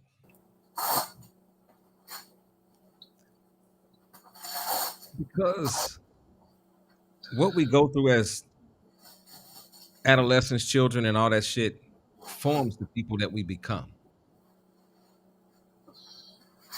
It forms hatred for relationships, mistrust. Ishtar, how did you feel watching that and thinking about the topic that we're talking about tonight? And think about how do you feel about that Yes. man translating his love over to his father, then it turned into hatred, and then just begging him to be there. And then he mentioned that, yo, I'm getting married. That to me sounded like a young man that was definitely on a bright track. He sounded like the third person that was going through a very productive and positive healing process. And let me just put a little disclaimer around it. Positive doesn't always mean it's going to be easy. No, it's going to be messy. So what he showed, what I saw, what I heard in that was him going through the emotions. And why he wanted to do that? Because he didn't want to carry on that same generational curse into his family that he was Right. starting. Right. So I applaud him like the other two young ladies. Yep. Salute. I applaud him. Ashe. That's what I think about it. Ashe. Yeah. Talk That's, to me, Dr. John. all right. I love it. It came from the heart. I mean, from a childhood, we see a timeline that this boy was reaching out for his father to teach him, to love him, to nurture him. And he did a whole lot of self-nurturing of himself. He did a whole lot of self-soothing. Like if you let a baby in a crib for a long period of time, it's going to cry and cry till it soothes itself. And this boy was on that, this boy who turned to a man and became a better man. It goes to what I was saying. I always say this, and I say this to my students. You're either going to be better than your parent or you're worse. And in this case, he was a better man than his father because he didn't neglect. He remembered what had happened to him. And you know what? I remember my uncle telling me that when my firstborn came into the world. He said, "You remember what your dad did to you? Don't you do it to your son." Mm. And I promise you, and I could thank Yahweh for this, bro. Both of my oldest sons, one is in a Marine Corps boot camp right now, and my other son, he leaves in August. He was in college, but he decided to do the same thing. But I say to people all the time, I just want them to be better than me. So when I see this kind of story, and he did it on his own, whew, it's powerful because not a lot of boys know how to channel that the right way. And like she said, reverse that curse. But this is a success story from a son who was looking for his father, who became a father to be a better one than the one that he had. It's very positive, great energy. It needs to be something that is just pumped into all our fathers out here who neglect their kids or don't go see their kids or don't pick up the phone or whatever. The kids grow up, they either gonna be better than you or worse than you. You know what I mean? What I got out of it is at the end how he brought in I'm getting married. Okay. And to me, this is what I felt. I don't want to repeat in my marriage a broken family. Right. Come help me mend the family and start bringing. Let me be the patriarch. I didn't say that. No, I'm just saying. No, I'm saying that's what I heard. I think I said that I he ain't was say going what to be better you than his said. I father. said that's Whatever was messed up in his life, he changed it. I didn't say what you didn't say. I said what I got from it. That's why I asked everybody what they got from the show. So for me, it was like somebody's listening to something in the background. Well, wouldn't his story be better than his father's story? Say what? I'm sorry. I didn't hear you. Oh, I had a problem with my mic. Sorry about that. Okay. All right. We're about to get to the next clip right now. All right.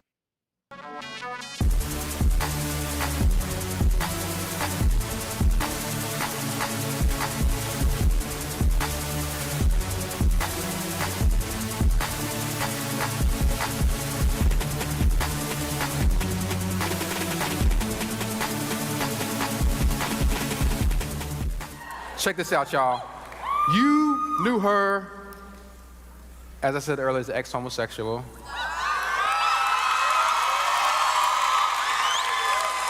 You know him as a brother who done break the chains of the soul ties.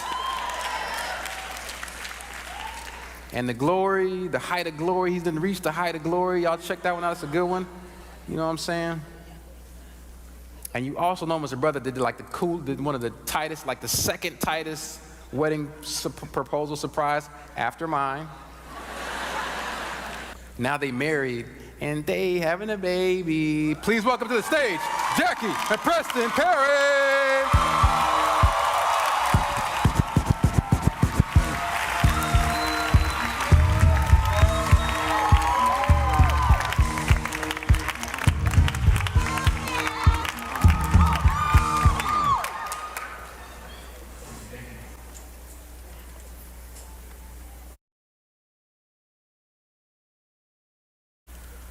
So I guess it was convenient for you to turn your back on the woman who held your spine. Woman, you were brought forth from my side created to support me like the gravity-stricken moon does the brisk breath of nightfall. But when fear clawed its way into my heart, when he called my name in the garden, you shrunk and hid your shameful body. Where were you when the Prince of Night found his way to your star? You watched him lie, and I watched you sit and set like sun, you mourning of a man you can't even see the nightmare you have become. I was there, standing in the distance, having a conversation with my backbone.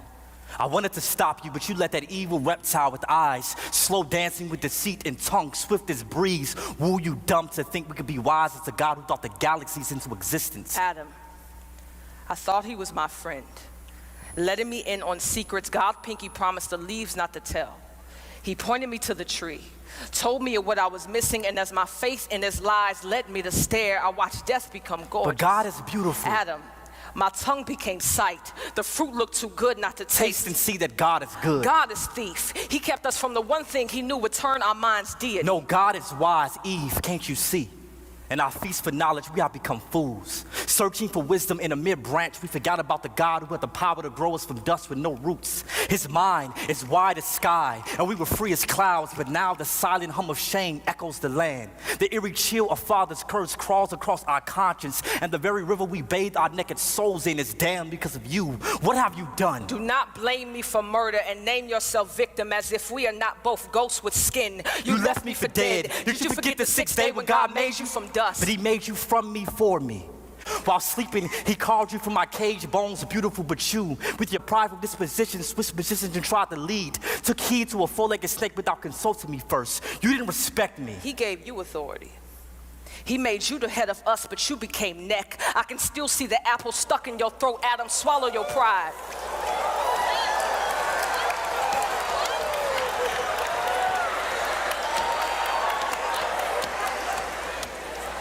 You were supposed to lead me, yet I am to blame. Your wife, your Eve, the one who is now shamed once beauty the moment you saw her breathe. Maybe I should noose a ribbon around my neck, make a skirt of wrapping paper, stuff my natural naked chest with leaves. Maybe then these bones will be enough gift for you again, this flesh enough body for you to bathe in. The day you remove God from your soul, emptied your nest of his glories, the day you beg me to take his place, fill your voids, become this image of perfection to satisfy your insecurities. God forbid our sons grow up treating their sisters like cemeteries, stacking their bodies and bones in one closet to wear as one flesh every time they want to feel alive. Eve, please understand that you further prove my point. That prideful organ brewing beneath your breast beats with no submission for your husband. And for this, your future daughters would not be quiet, gentle, but some would be loud as nagging crows scavenging on the dead earlobes of men. Their bodies, sculpted for God's glory, will become lures enticing our sons to sin, and they will. These women, your offspring, will hand their souls over to men who are not their God. They will kneel for value at the altar of man's approval, but that worship would not make them whole nor holy. Did you see what you've done? You will make this about you by blaming me. We are both sin wrapped in flesh, both broken creations, stained glass windows with no shine, no sun, no light. We are both dark, imperfect, lost. We are fallen.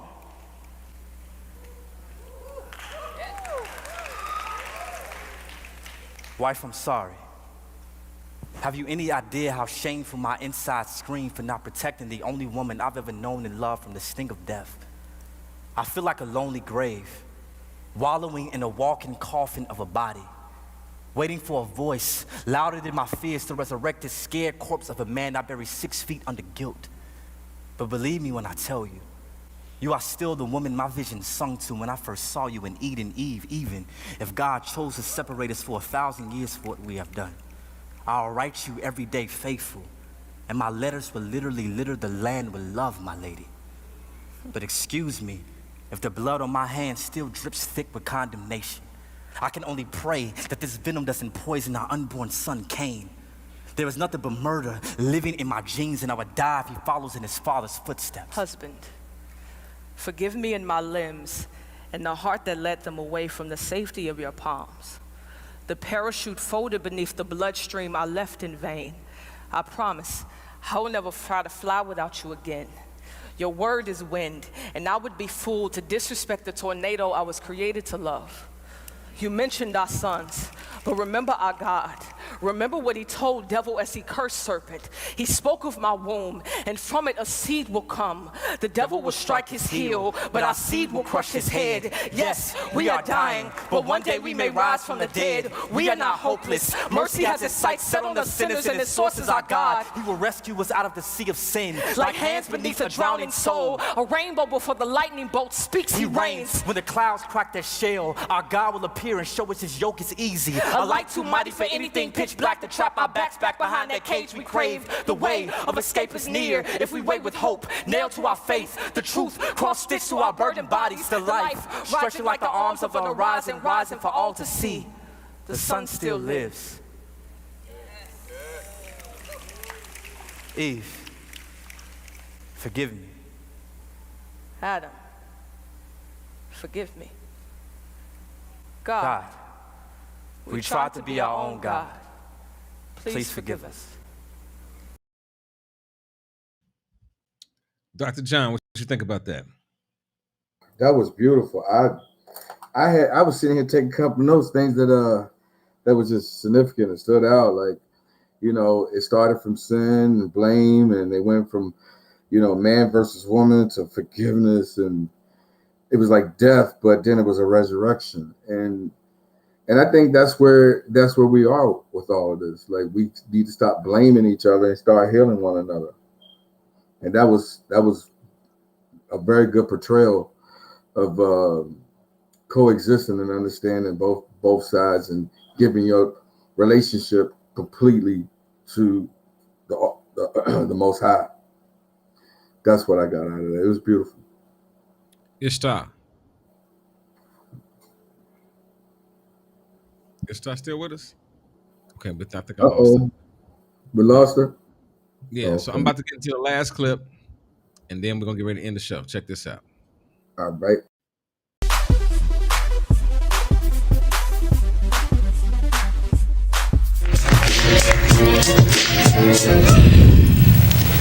So it seemed that it was cool for everyone to be in a relationship but me.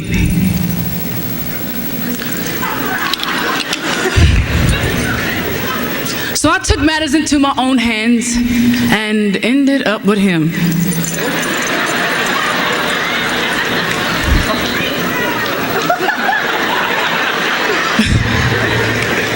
Him who displayed the characteristics of a cheater, a liar, an abuser, and a thief. So why was I surprised when he broke into my heart?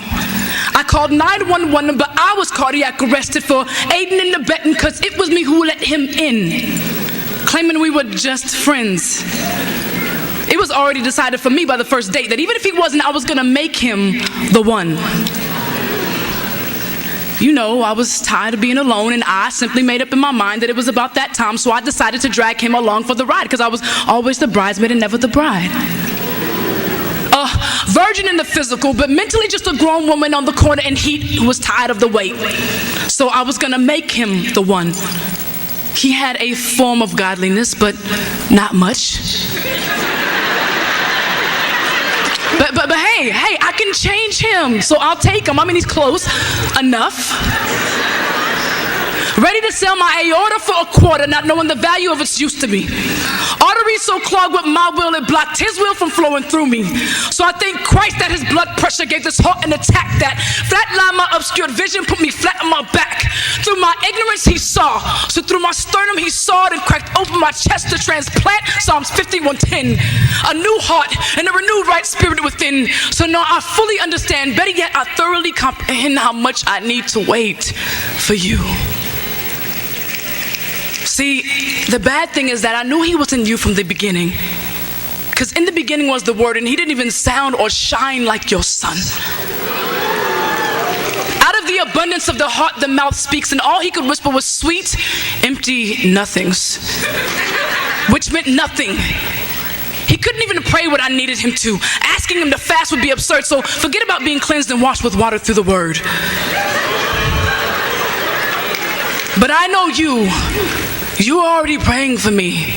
Even never having met me, let me assure you, I will wait for you.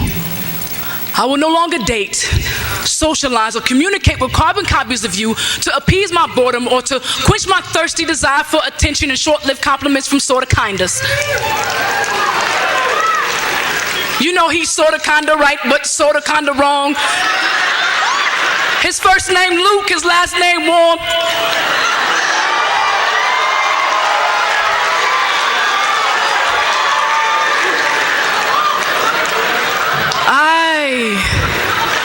I won't settle for false companionship. I won't lay in the embrace of his arms, attempting to find some closeness, but never feeling so far apart because I just want to be held. Because all I gotta do is say no. No more almost sessions of almost coming close, passing winks and buying drinks, and I'm a flirt who flirts with the ideology of, can you just tell me how much I can get away with and still be saved? No more. I'll stay in my bed alone and write poems about how I will wait for you. He won't even come close. Our fingers won't even interlock. We won't even exchange breath because I have thoughts that I've saved as and a file that God has only equipped you to open. I will no longer get weighted down from so-called friends and family talks about the concern for my biological clock when I serve the author of time.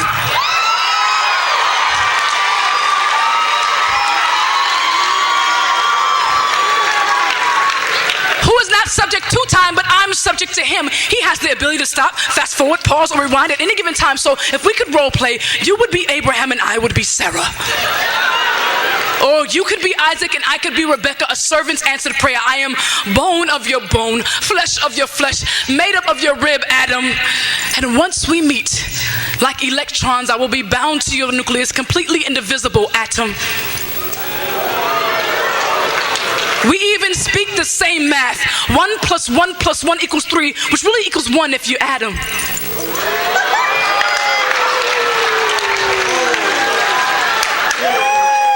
We were all created in his image, but you have the ability to reflect, project, and even detect the sun. If I were to explain what you look like, you would have to look like a star, a son of the sun. I would gain energy simply from the light that you shine on me. I would need you in order to complete my photosynthesis. I await your revelation, but once again from the Genesis, I will wait for you. And I will know you, because when you speak, I will be reminded of Solomon's wisdom. Your ability to lead will remind me of Moses. Your faith will remind me of Abraham. Your confidence in God's word will remind me of Daniel. Your inspiration will remind me of Paul. Your heart for God will remind me of David. Your attention to detail will remind me of Noah. Your integrity will remind me of Joseph. And your ability to abandon your own will remind me of the disciples. But your ability to love selflessly and unconditionally will remind me of Christ. But I won't need to identify you by any special Matthews or any special marks, because this word will be tatted all over your heart. And you will know me, and you will find me where the boldness of Esther meets the warm closeness of Ruth, where the hospitality of Lydia is aligned with the submission of Mary, which is engulfed in the tears of a praying Hannah. I will be the one drenched in Proverbs 31, waiting for you. But to my Father who has known me before I was birthed into this earth, only if you should see fit. I desire your will above mine, so even if you call me to a life of singleness, my heart is content with you, the one who has sinned. You are the greatest love story ever told, the greatest love ever known. You are forever my judge, and I'm forever your witness. And I pray that I'm always found on a mission about my Father's business. I will always be yours, and I will always wait for you, Lord, more than the watchmen wait for the morning. More than the watchmen wait for the morning, I will wait. Okay, Dr. John, That was beautiful. what did you think about that? The clips you're playing tonight are awesome and very motivating, inspirational. I mean, she touched on a whole lot of stuff that we had already touched on tonight about not settling, and she tied in the great, you know, way of she did a great way of doing things spiritually, you know, tying the word of God in it and giving great examples, but keeping it entertaining enough that the young people can vibe to it. I mean, for someone out there who need to hear it, like that, don't settle for anything. God got that person out for you. That was very inspirational for someone to catch on to. We lose our buddy tonight. I think we did, but we still here, man. Yeah. I'm a, What's your take on it, bro? when I heard that, man, the first time I heard, because I've been hearing that for a few years. I listen to it every once in a while, and I listen to it for two reasons. Mm-hmm. One, to keep me on track about what I'm looking for, Mm-hmm. but the second half is to keep on track, to keep me in tune to the shit I should be listening to from the woman that I should be seeking. Mm-hmm. Those are two different things. Amen. You feel what I'm saying? Oh, I definitely do. And so I'm gonna say this, because I've been trying to figure out how I'm gonna say this all fucking night. I have. I really have. I've been trying to. This been running through my head all night.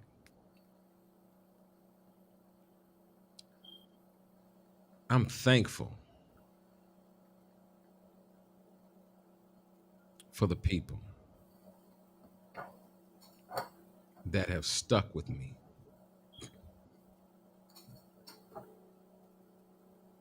through thick and thin. Mm-hmm.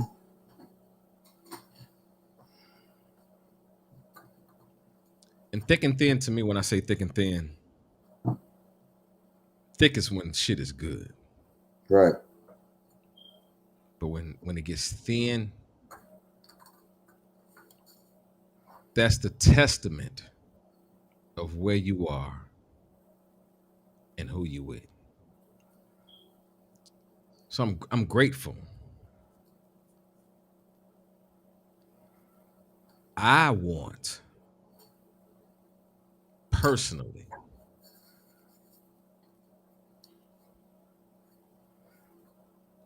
somebody that is not looking for the mirage of love or what they've learned love to be, and it's not really true love. Because there are a lot of people right now that would disagree, argue with us up and down about everything that we talked about on this show, because they have a different perception of what love is. That's why you can, when we sat here and talked about it, when I asked the question about, can y'all reflect about any relationships where you felt that you were in that situation? And I can think of times that I had the love for somebody, but they didn't have it for me back. Mm-hmm. And as a man, I can't speak as a woman. I didn't have nobody to really, chop it up with, especially in my younger age. In my old age, I don't give a fuck. I'll talk about that shit now. But in my younger age, when I was producing the version of me now, I sure enough wish that things were different and I could talk to somebody about love. I could talk to somebody about my emotions as a man. Right. I'm tying this back to the original clip. Should a man or should a woman be a man's piece? Yes. I Most didn't definitely. argue, and I want to make this completely clear. I was not arguing the fact with the women on the post when they were saying yes. I was arguing the fact of, yo, you're making it more about you than him, and this is just a him question. Just about him. Just Right. when did it become? I hear you, but I don't hear you. You know what I'm saying? Because it was all about men. You know what I'm saying? Like, yeah, the and question if you think stakes about out what I'm men. saying, how many people have you dealt with and you know that you've had a conversation, but that conversation really didn't go nowhere because you knew when the conversation was going on that it was like, fuck it. You got your perception and I got mine, and it's over with. Instead of y'all Mm-hmm. just really having a mindset to learn each other and Right. to figure it out, to know what works for you and know what doesn't work for you. Because if you can figure that out at a young age, you won't be fucked up later in life. You won't be an older nigga trying to get life together. You won't. You won't. I say that all the time. The conception of marriage and love, whatever the fuck, however you want to look at it, has not changed. The people and how they perceive love, marriage, and all these other things have changed. Mm. Mm-hmm. Like right now, we are in a world where the conversation is more about are you poly than are you in love? It's more about the sexual act. It's more about the sexual things that we can do. It's more about how she fuck and what she. Yeah, well, what happened to I got me some good pussy and I got a good woman. As opposed to I got good pussy or good dick, because I know y'all, some of y'all like, well, he making it about me. No, what about if you got good dick, but you got a bad nigga? Well, he ain't so much bad, but he just not meant for you.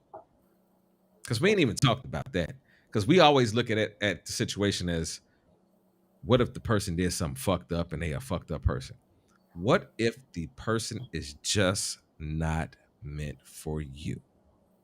What if you are a vegetarian and this motherfucker likes pork? Right. You know what I'm saying? Right. What if, all the other attractions out there, but there's something there that, I just can't rock with that. I don't feel good with this. Right. But how many of us will just fuck it because it looks good? It looks good to the public. Mm-hmm. Because how many people are in a relationship, if you think about it, how many people do you know are in a relationship and they're not happy, but they got something that looks good? So they rather keep something that looks good than to feel good. Like, think about that. Right. I'm telling you from my own personal perspective. I know I have dated women before because they look good, but they fucking drove me crazy. Right. You fine as fuck and the pussy's good, but you drive me fucking nuts. Well, that means that they're crazy. No. Have you ever, listen, male or female, has anybody ever just said your name and you automatically just was like on the inside? You didn't say it on the outside, but on the inside, you was like, what? They just called your name. Hey, what's going on? And you're like, what? Yeah, what's up? What? But on the inside, you're like, what in the fuck do you want? I don't even feel like talking to you. But that's what you feel on the inside. But what did you tell her? Yeah, baby, what you need? What's up, baby? Are you with the person that you're really supposed to be with? If they voice them just saying your name irritates the fuck out you, but the pussy or the dick is so good, but that's what's keeping you there. Let's not have that conversation we had a couple of weeks ago about how much sex you actually have in a week, in a year. Because that number is very small when you look at how long am I at work? How long do I gotta go do this over here? Now, the sex is very minute. Where's the connection? Where's the love? Where's everything else that's gonna get us through? Right. Come on, close us out, Dr. John.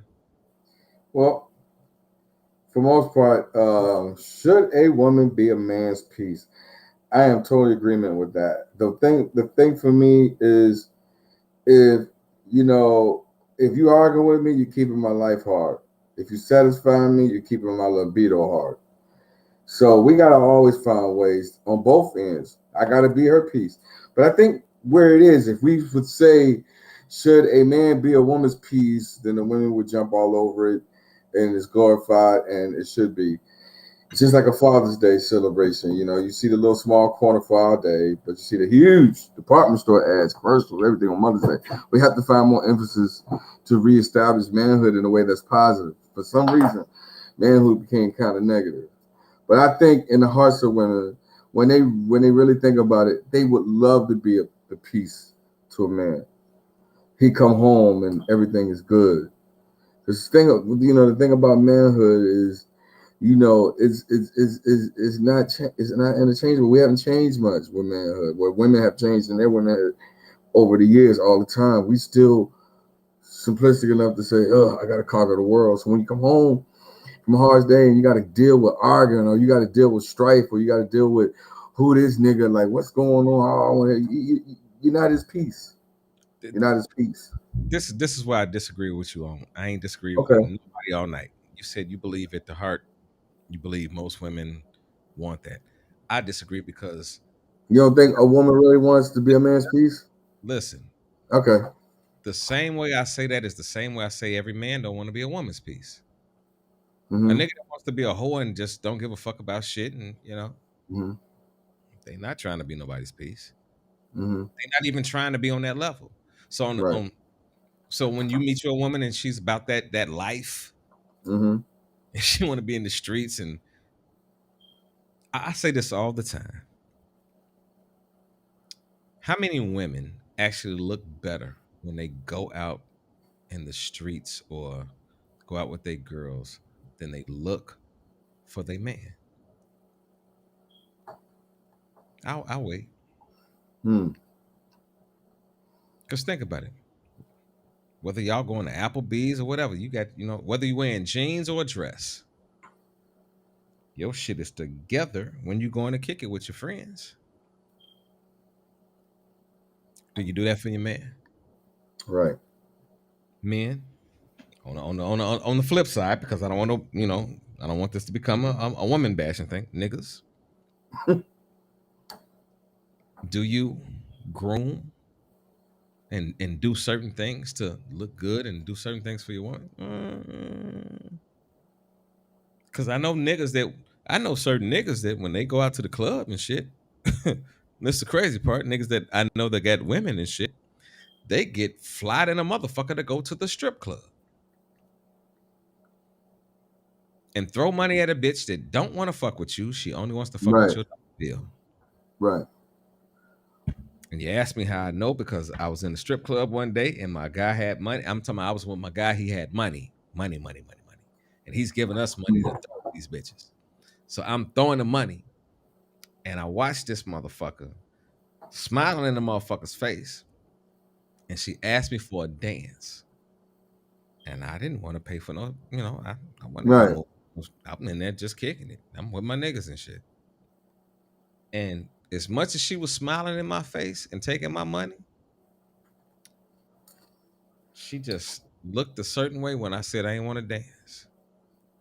And then walked off with that face looking shitty than a motherfucker, and walked up to the next nigga and had the same conversation. And if that nigga said, let's go to the back room or whatever, she just smiled and went back there, did that thing, and then came back out and then found the next nigga to get that shit with. Oh So I yeah. recognize at an early age, the strip club niggas, listen to me, fellas. Y'all need to get y'all emotions up out that strip club, man. I'm not saying that a woman, can't find love in the strip club. I'm not saying that you can't, but on an overall scale, it's a very rare thing. She's in there for that money. You have to understand that. And she's going to talk to you. She's going to make you feel a particular way as long as you're spending that money. If you're not spending that money, she's going to move around. That's why me and my guys, when we go to a club, I'm like, yo, let's go to Polecats and spend money for VIP, and then just go sit in a section where they're going to send motherfuckers over there to sit with us all goddamn night. And if we don't like them, we tell them to send somebody else.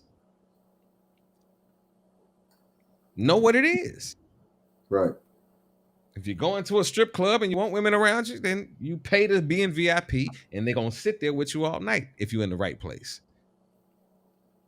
Now, Some of y'all go to places where y'all VIP is you paying extra money just to get in the club to throw a party. That's why my difference is a gentleman's club.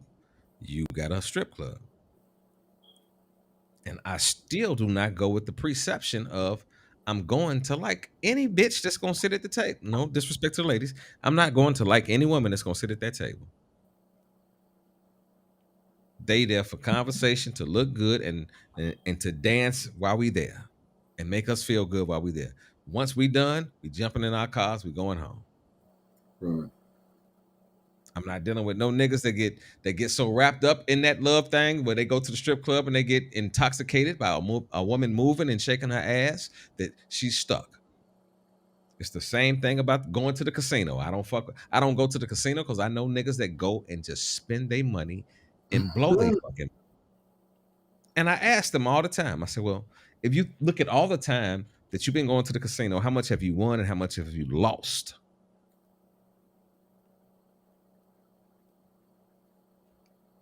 Let's answer that question. I know niggas that have went to the casino and won $1,000 and blew the $1,000 and left that motherfucking casino broke. That's the same chance you're playing with love. At some point, you gotta know the person that you're talking to and know that they want what you want. If not, let them go. Move on to the next one. No hard feelings. I ain't got no problem with you. But you want what I needed. And if I can't recognize that, then I deserve this is the sad part I'm gonna tell y'all. We deserve everything that we get when we jump into it. Good or bad. If you jump into something that's very great and you get paid or you get, fall in love, you deserve that.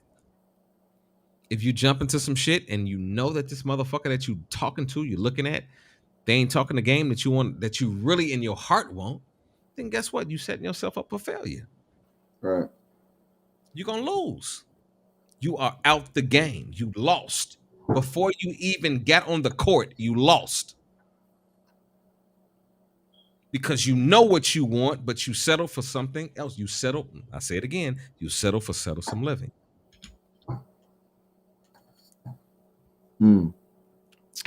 Dr. John, close us out. I ain't got nothing else to say because I'm gonna cuss somebody the fuck out in about 5 minutes. You said a lot tonight that was good, bro. But for the most part, like you said, you're giving some good sound advice, encouraging people to do to do real with their relationships. Most importantly, I mean, choosing the right person is hard. So you really, really got to take your time. And in my life, I have screwed up love a lot. Oh, I have too. As right a human being, everybody has to make that assumption that they have fucked up in the love department at some point. Right. If you're not happily married right now, or if you ain't with that nigga. Right, I definitely did that. But one thing I like about this day and age now, we can do stuff like this, podcasts, help each other, mediate. You in Chicago, I'm in Philly, and we can talk because I'm learning. And the more I listen to people and learn that everybody's fucked up, I don't feel so bad. Oh yeah. So I'm working at it, and I did like the topic of this, man. I love it. Hold on, I want to read a comment somebody just put up. Okay. Tamika Hayrod. She's Hayrod. If I said her name right or wrong, I'm sorry, Tamika. You also have to know a narcissistic when one is in your presence. A lot of wolves in sheep clothing. Yeah, I agree, and that's basically what we're saying. To try to avoid it, and the older you get, it should be more simplistic to spot out. Like I've fallen into some of those same traps you have fallen into, Russ, listening to you, and then watching you drink. I'm like, how come? Me and this man look drinking the same beer and whiskey. You Jameson and Stella, huh? I love it. That's my shot. So I kind of say, birds of the same feather flock together. So we're learning.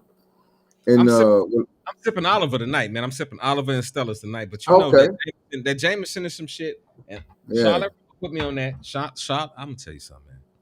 This Uh-huh. nigga Charlotte, Put you on the Jameson? gee, I didn't fuck with Jameson at first, bro. Oh, I love Jameson. I'm anybody that knows me, they'd be like, "What you drinking?" They know the first thing coming out of my mouth is tequila. Like that's my drink. No. I'm no. I'm that way when it comes down to particular tequilas. I'm a nigga that I ain't talking about no Patron. I ain't talking about none of that. Yeah, No, I I'm talking about really good tequila. Like when you taste it, like it's like one you tequila. went down to Mexico and got it. No, I'm telling you, it's one tequila I'm drinking right now, right? When I first got it, I'm a tequila drinker where I mix my drinks. I always mix my drinks. That's why y'all always see me with the glass like this. This night I was doing a show. And I hit this tequila because I was like, fuck it. Because I had drunk some before. And I was like, let me see if this shit, was as smooth as it was the night before. Man, I had like 4 straight shots. I was like, this shit is good. Guess who put me up on that shit, man? Who? Charlotte fucking run my ass. Charlotte we found out about the Tremaine shit together. But Charlotte ass be coming up with some man, I'm telling you, bro. If I ever could have me a personal bartender, I'd probably be the motherfucker that makes the mixed drinks. But if I had a motherfucker get the liquor, I'd talk to Charlotte. I'd be like, yo, what we getting? What we getting for this drinks tonight? What's popping? And I guarantee you that whole fucking party gonna go up. But listen, I appreciate everybody for tuning in tonight. What's love got to do with it? Y'all tune into that on Sundays. Dr. John, did you get my message about the new show? I don't think. Yeah, I did. Okay. Yeah, on Sundays, right? You need to. Are you gonna be a part of that show? Because all the guys that are a part, only person I What gotta time talk is to. that show? It's at 5 I p.m. All right. It's only an I hour. should be on. I should be on. So this is what we're gonna do. Starting next month, 5 p.m. Central Time, it's gonna be all men. The show's gonna be all men. We're gonna be talking about the same shit like we talking about right now. Same process, but different conversations. You feel what I'm saying? And that shit, I promise you, that shit's gonna get real ugly.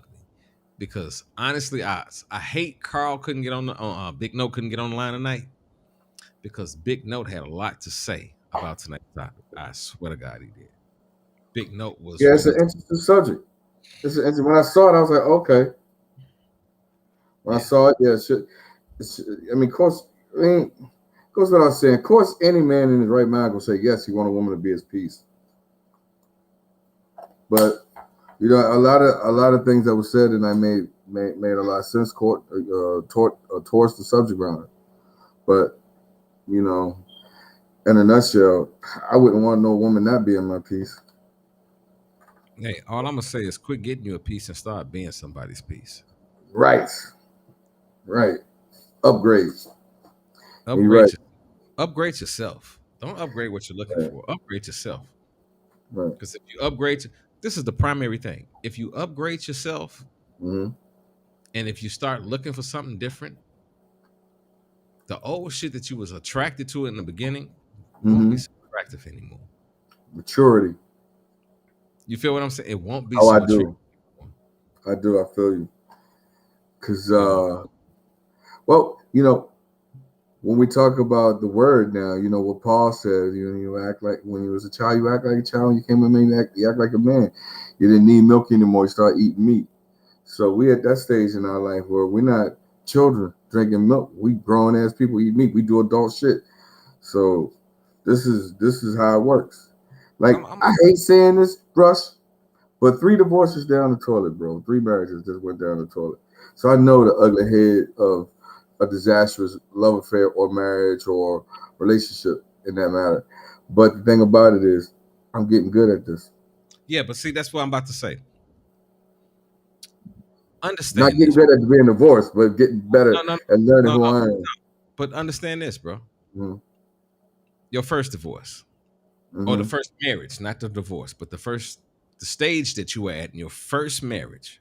Did you know what you know now? No, not at all. Are you the person that you were then? No. Are your beliefs what your beliefs were then? To a certain degree, I mean, I still have a strong opinion about love, strong opinion about marriage, but I don't have that mindset that, I'm the man of the house. I don't have that mentality. Okay. And if you had not went through those situations, you would probably still have that same mentality, bro. Right. Sometimes the rubber has to meet the road, bro. Oh yeah, definitely. Sometimes you got to it has to hurt so that you can feel good. Oh yeah, yes, most Like definitely. that's what we don't hear no more in music. Right, When because it's all about money. That's why you man, don't hear it anymore. when you listen to Al Green back in the day, Oh shoot. Al Green Al Green had some good songs, but Right. most of that shit was about how you know Listen, what I'm saying? Al, Oh, Al like Green. Al Green sung about himself. He preached on himself in this and music. and Al was a oh Lord, I ain't Oh, I gonna lie. love Al Green, bro. I'm gonna tell y'all this, man, and most niggas don't believe this when I tell them. I had an auntie that worked in Memphis, and anybody knows Al Green's early beginning. It was in Memphis. Al Green, if y'all don't know it, was actually in an altercation with a woman. He got caught cheating, Mm-hmm. and the woman threw I can't remember if it was grits or grease on him. Yeah, it was grits. Okay, I know where you're going there. It was okay. grits. Do you know what that nigga had on when they took him to the hospital, Joe? That I don't know. Man, because my auntie worked in the hospital. Gee, that nigga had on panties, bro. And then when I started to watch Al Green after that, I started to see the panties on Al Green. Like if you pay attention to Al Green, we got a thing in Chicago called the Gospel Fest, right? Mm-hmm. Big thing that happens every year. And I never forget when I was in high school, I went to the Gospel Fest and I love the Gospel Fest. And this nigga closed out one of the nights. And I had never seen people leave a stage so quick. This nigga came to the Gospel Fest singing "Love and Happiness."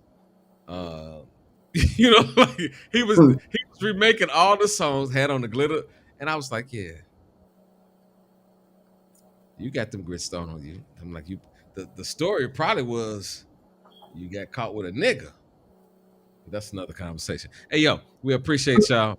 That's another segment right there, bro. I think we should touch base on that. And men in entertainment, and why is there a strong perception of them being gay? You know how many black men are perceived gay in the entertainment business? Because we can't say they're gay, but it's a lot of men. I hear a lot of conversations about it. Is Diddy gay? Is Drake gay? Is Bro, Eddie Murphy gay?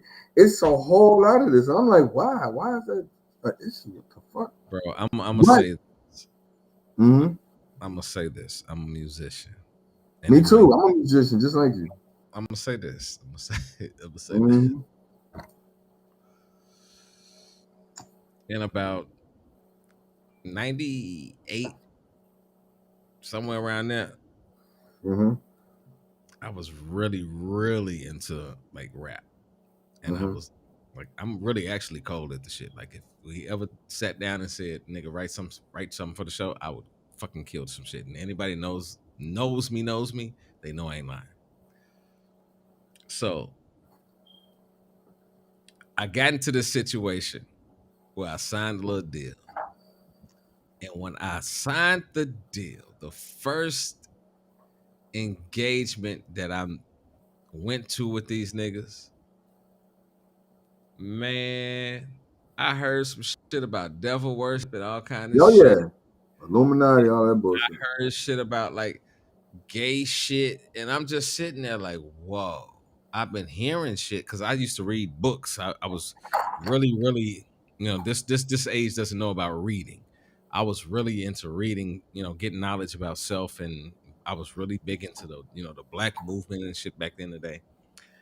And I would read about this shit, but when I actually sort of saw it for myself, bro, I promise you, I've never done nothing like this in my life. And it's still in my mama backyard. I had signed a contract, and I went outside and I dug a fucking hole in the ground and I buried the contract, and I prayed to whatever God was out there, that this contract was null and void, and that I would be out of that shit immediately.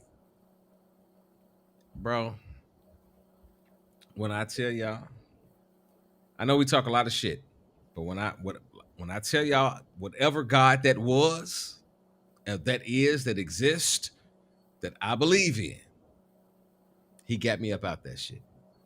And if I told y'all some of the names, I'm talking about rap icons. But didn't he say they'll do it? Niggas that I'm talking about, I used to be such an East Coast nigga that when niggas started coming out like DJ Mr. C, and it started coming out they was gay and they was fucking with trannies, and didn't none of that shit surprise me, bro. Didn't none of that shit surprise me. Because I was just at the brink of jumping into some shit, but to jump into that shit, they was trying to bring me into circles to test where I was at, to try to, because that's what they do. They change the mindset, or they put you in a position to say, well, if you want this, I was like, no, not the kid, But again, I was young. I had no idea that I was making the right decision for me later on down the line, because. But you was trained that way as a child for some reason, you knew. If that's what the word says. The word says, train up a child in a way that he should go. Right. And when he's older, he will not depart from it. I know this word, bro. Right. I don't have your story, but I have something similar to it.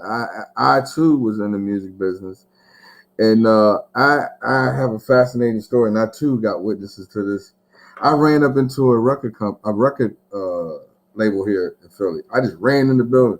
Security was after me and everything. I meant somebody was gonna hear my music. I actually got to meet the A&R to don't get no names, because we ain't getting sued tonight. Right. If I but drop this the person name, this person is a legend, an icon. I got you. But anyway, yeah, if I drop this name right now, it would start much. I'm not gonna drop no names. I got you. I understand that rule. But anyway, I met this guy. Huh? I said, and it was an East Coast. Like, I was about to sign with the East Coast thing. Well, this was an East Coast thing too.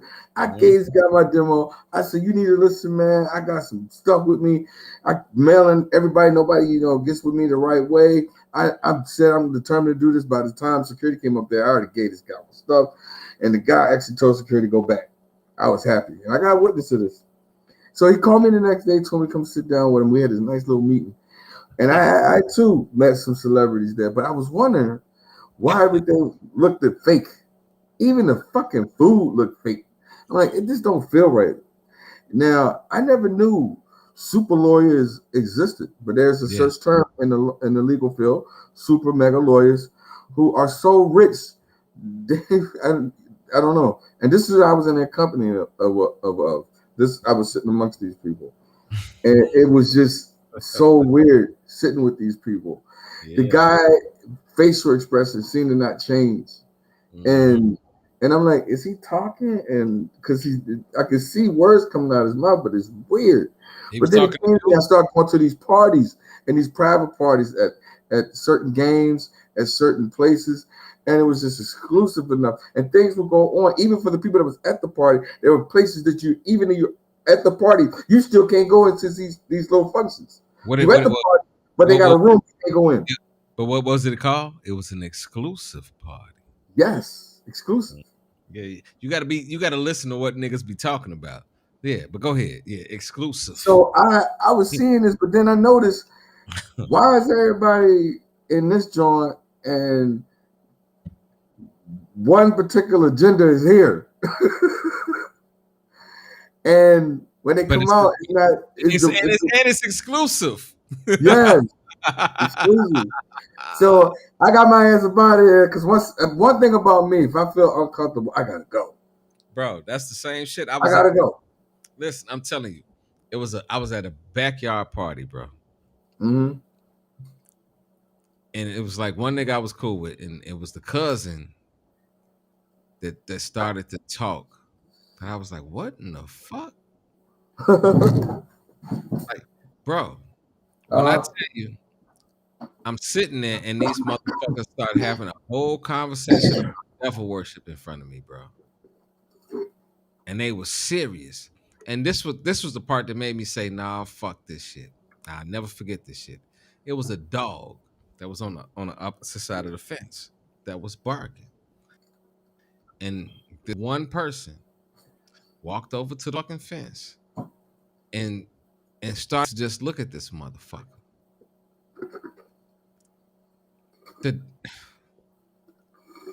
I promise y'all I'm lying to y'all. The motherfucker turned around to me and said, I'm talking to the dog. I said, what the fuck you mean you talking to the dog? You ain't said shit. He said, man, in this realm. Now listen what he's telling me. In this realm, we have ability to control certain things.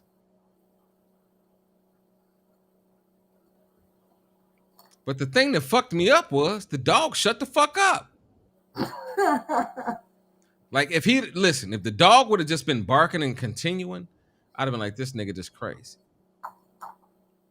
But because the dog actually calmed the fuck down, and I'm listening to this motherfucker talking to me, I said, man, these niggas is into some other shit that I ain't into. I go to church on Sundays, niggas. Right. I play. This ain't feeling good to me. So when I left that party, I woke up the next fucking morning. I had my contract in my hand. I sat there and looked at it, read it, and I went outside and I said, Lord God, I dug a hole in the ground, and that motherfucker still in my mama.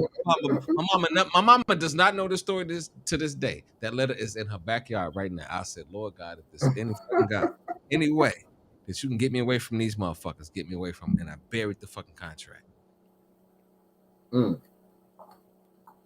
Well, here's an interesting fun fact. I don't really think you can sell your soul to the devil, and for people to believe that they're crazy.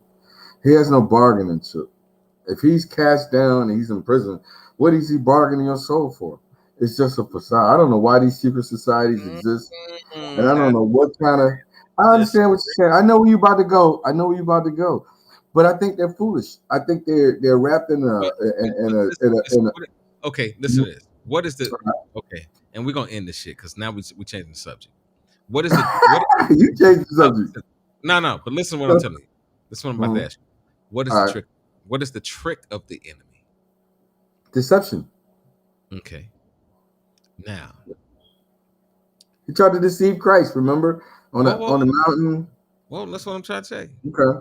Now, if he can try to deceive Christ on the mountain, you tapping into what I'm going to. If he can try to deceive Christ on the mountain, what is his job to do to the rest of us? The same thing. Okay. Try to take us up and give us the world and say, bow down to me, render to me. But what are you rendering? Whoa. Okay. That has nothing to do with it. All right. Like, think about it from this perception. The devil does not try to trick you just to fuck you up. Fuck you up. The devil tries to trick you so that you don't get your eternal. You feel what I'm saying? Right. Get in your way. So if I deceive you in any way, because he's the author of lies, he's the you feel what I'm saying? His whole he tried to deceive Christ. Right. So he tries to deceive us. So by any means necessary, right? If he does deceive you, you fucked. He's won. All right, but here's the trick to that. What did Yahusha did? Jesus Christ. What did he do? He told him, "Get behind me." Yeah, but we're not talking about the So ones I that say, understand that part, but if people don't understand that, that's one thing. Absent or ignorance of the law don't mean you're not going to get that traffic ticket because you didn't know exactly, what the speed limit was. exactly. So for people who think that they sold their souls, and when they find out you was just a dumbass, that's my point. Let me ask you a question. Uh All right, same thought process, but a different huh. conversation. Do you know Right. any dummies? Do I know any dummies? Do you know any dummies? Have you ever met anybody who's just they dumb? They fail for I met anything. people. Yeah, I met people who do dumb shit. I was a person who Have used to you do ever dumb met shit. somebody We all that's have. have you ever met somebody that done some dumb shit for fucking? For some pussy? Mm-hmm. Okay. Also did. Or, Okay. or selling their bodies for money and Okay. not getting none out of Okay. it. That's dumb. Okay. Right. So at the big now if we're gonna have tap into this conversation, who presented that lie to you? Like if you were the person that how we have this conversation about should a man be a woman's should a woman be a man's piece? Now, if Mm-hmm. a man is deceived and a woman comes across him, should she be excited to be with that motherfucker? No, she shouldn't. No, I agree with you. She should recognize that his deceit is fucked up. Mm-hmm. The issue that we having right now is, and the conversation started from, well, guess what? I'm a fucked up ass nigga, and I done ran into a fucked up ass motherfucking female. And guess what? Right. Now we fucked up ass relationships. Now we're 40 years old, and we're so used to fucked up ass relationships that we don't know what a real relationship is because we're so used to settling. Well, guess what? On Mm-hmm. a funny twist, that's an all devil concepted thing. Right. Because if we all got what we should have, or what we should be looking for is what we should be, going for, we wouldn't be. Come on, bro. Mm-hmm. I wouldn't cut on Facebook, Instagram, anything else, and just want to have a conversation and see some freaky shit. Right. Right. I shouldn't see a bitch that I look at her profile page and I'll be like, oh, she's a nice girl. She got a picture up with a kid on her profile page. That's her profile page. A picture of her and her kids. But just tap in a day or two later. Right. Because guess what? When I added it, I didn't go through I'm not one of them thirsty because I don't go through fucking pictures and shit. I ain't had no clue what she was on. But then I see, she's a little hot bucket. But I agree with you because, the old school told us that a hard head makes a soft behind. And when you know you're not supposed to be in something and you fall victim to it, it's your fault, irregardless. It's not a snake's fault that is poisonous and it bites you because you picked it up. Because it's being a snake. Right. Right. It's being a snake. But at the same time, Paul said, you make it pick up a snake and it bites you, you may not die. Yeah, but so in that sense of saying you may choose to go the wrong way, like David did. David, come on, man. David knew what he was doing. David knew that was Bathsheba. David knew that woman was married. David said, fuck it. David got that pussy, got her pregnant, and then found out that, she was pregnant. Found out. What? No, he found. I thought you was going to the story where he found out how fucked up he was. Yeah, he found, and then you're gonna have the husband killed. But this is your friend. Yeah, he had him. That's Nino and G Money. That's your friend, man. Knock that nigga dead off. It's in the Bible. And still had the child. And wait a minute. What did the nigga do when he found that? No, he didn't have a child. If you do the study of that conversation, I thought back.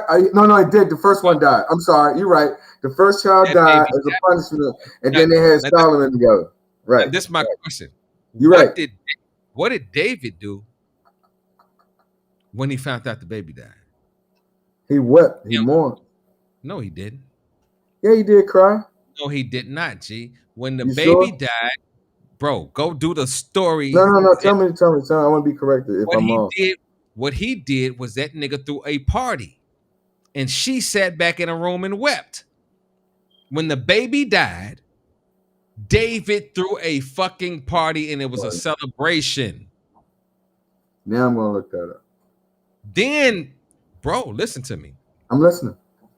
That's how the conversation came in where the dude had the conversation with David, the story of David coming out of his clothes to, because he because Nathan came to him. Bro. Right. Because Nathan was looking at him like, yo, G, now you done fucked this bitch. Got her pregnant. Killed her husband. Tried to one more. Before you got her pregnant. No, let's get the story straight. You saw this bitch.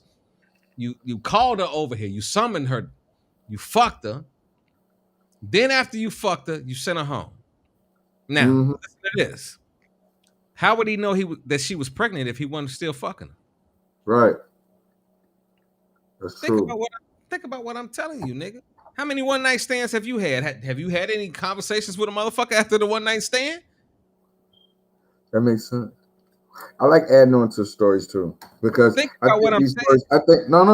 these stories were there, but because the translations, they got cut out.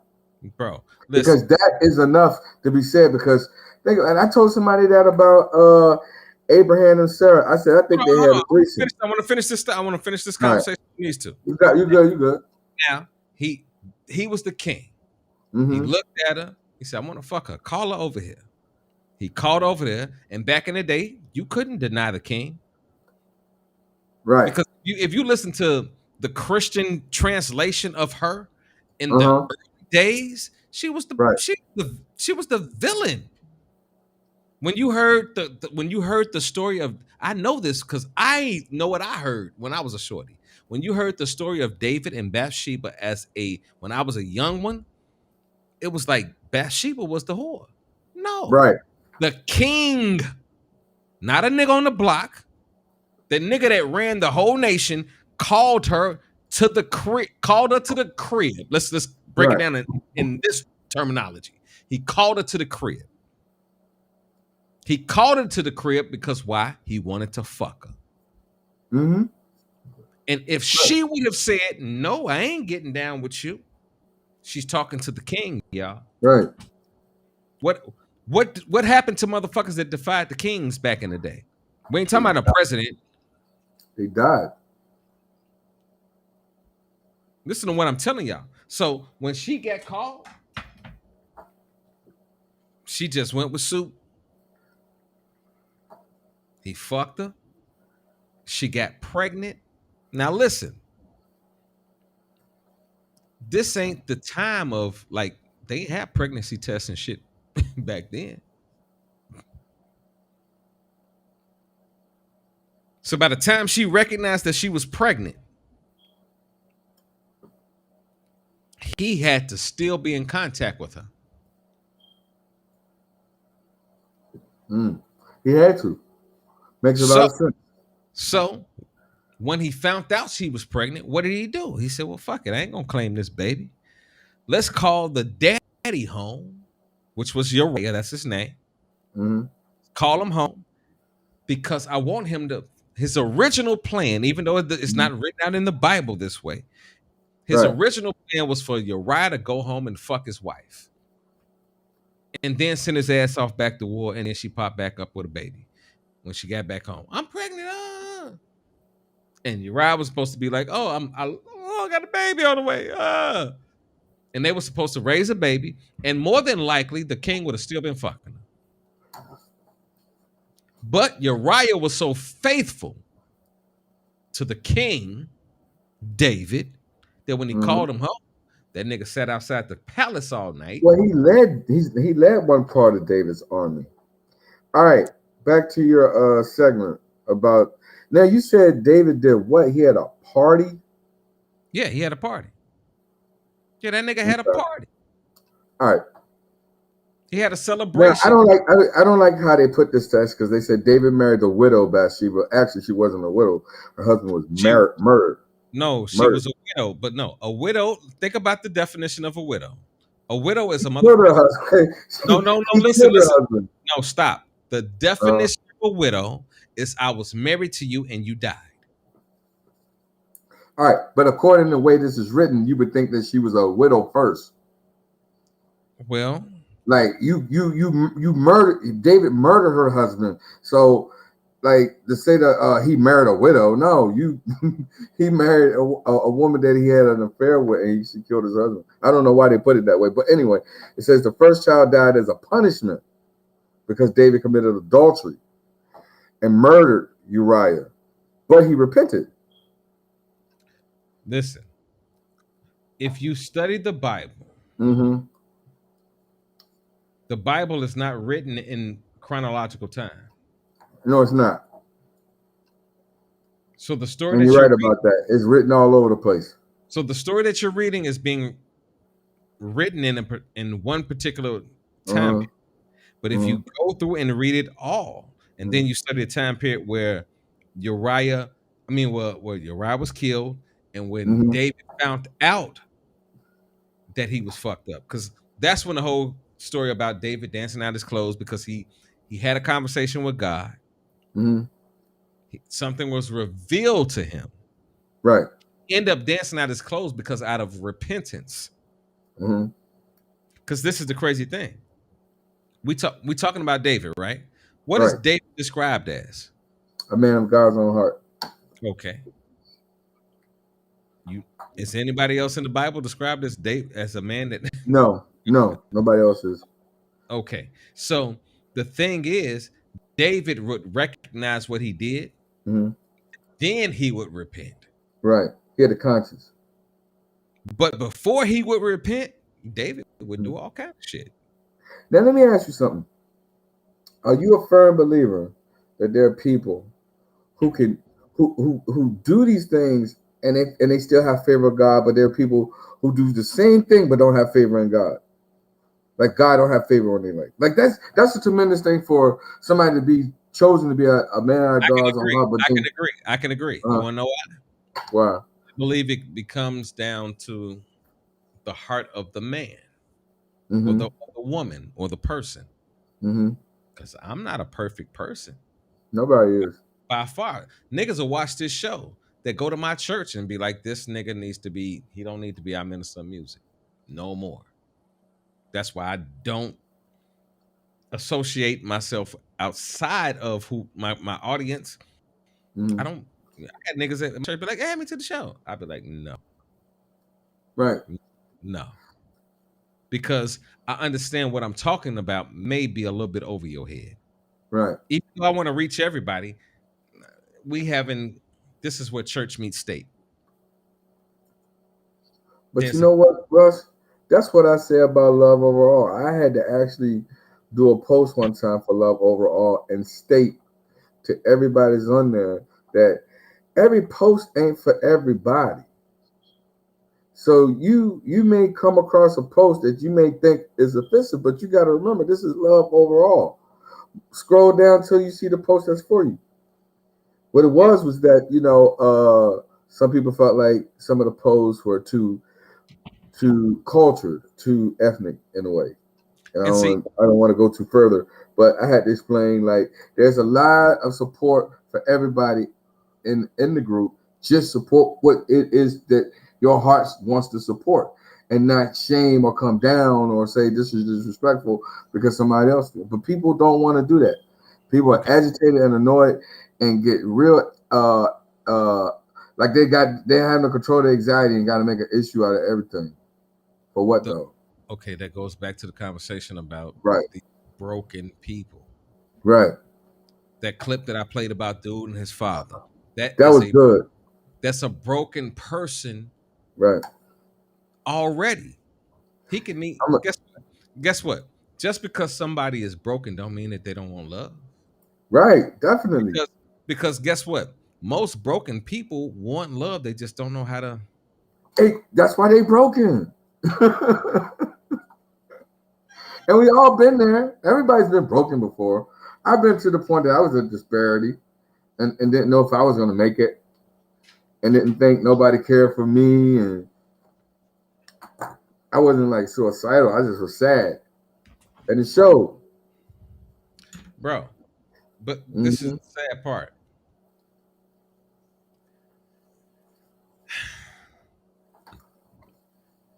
It's a difference when you don't know that you're broken Mm-hmm. and you're moving through life. Mm-hmm. Then there's a difference when you know that you're broken Mm-hmm. and you don't know how to move through life. Exactly. Not to cut you off, we got somebody who Oh, just hold on, came in. let me No, no, finish this. somebody just came in and said hello. Might want to observe her. Hold on. And then that Okay, third sorry. one Mm-hmm. is that person that they've already accepted where they are. They know where they are in Mm-hmm. life. Right. The three different people. Now I can know where I am, know what I want, Mm-hmm. and meet somebody that's at that very first stage. Right. We can be the same age. You don't know how to love me because you Right. don't know how to love yourself. Right. Now I could be at a stage where I just want love. I want it. I want it. But I can Yeah. meet you and be attracted to you. This is the crazy part. My attraction can be off the meter to you. You can be the most beautiful thing I ever seen in my life. You could be, guess what? As a man can meet a woman and she could be so fucking fine that the man is in awe that the woman even likes him. That's true. And But I've guess been what? But guess what? That woman can be so fucking fine, but still be wrong for that nigga. yes, I've been there But that too. nigga has to get past having a excuse my French. That nigga has to get past having a bad bitch. Yes. And that is true. Russ, I've been there. My second wife was model type. I was just shocked that I was even with her or she was with me. And you're right. That was a problem. But as soon as I realized what the type of situation I was in, like I came to an understanding of what was going on, it was like more like, okay, let me run now. It was too late. I couldn't let the See, fire out. I was completely different, bro. The first time Mm-hmm. I had a bad bitch, Mm-hmm. oh my god. I had We one had, of them. we had that conversation all the time about being sexually compatible. Mm-hmm. Finding somebody, man, the first time I ever had a bad bitch, I was sexually compatible, but that bitch was not meant for me Well, yeah, at I all. know. I mean, she was, man, I'm sitting Mm-hmm. here right now thinking about how she looked 20 years ago. This motherfucker might be 40, 50 pounds overweight right now. You know what I'm saying? 7 kids. But I'm thinking about what she looked like 20, 30 years ago. Yep. And man, I can tell you the emotions that I felt. I was like, ooh, I still feel them right now. Don't even know what the fuck she is. But that nigga was not meant for me. Right. That nigga had issues Right. that superseded my thought process. There was no fucking way that what I thought about and what I saw love to be could be what she thought love could be. Exactly. But you know one thing, Russ? When I realized I couldn't be mad at her, and when I realized I can't blame her because it was me, because I ignored all the red flags, I knew I I chose. chose. That's what I kept saying. That's what I said earlier. Right. And I became a better person to me. So now, like you said, being with any woman is not going to be shocking. I deserve it. Listen, if you, Yo, your man show gonna be popping if it goes down like the way we doing it right now. oh, Yeah, the I'll be. man shit gonna be crazy, bro. Yeah, I'm gonna be a part of that. I know, Carl. I know what happened with Big No tonight. That's my nigga. Yeah, he's funny. He's funny, bro. I'm telling you that brother has either got to be knocked out sleep because I called him at the last minute because I'd have a lot more women on the show right now, but I had some. Mhm. A lot of my ladies had some issues going on, and Mhm. shout out to Shantae, shout out to Yolanda, shout out to other Yolanda, Yup. shout out to the whole Jerome, shout out to the whole team.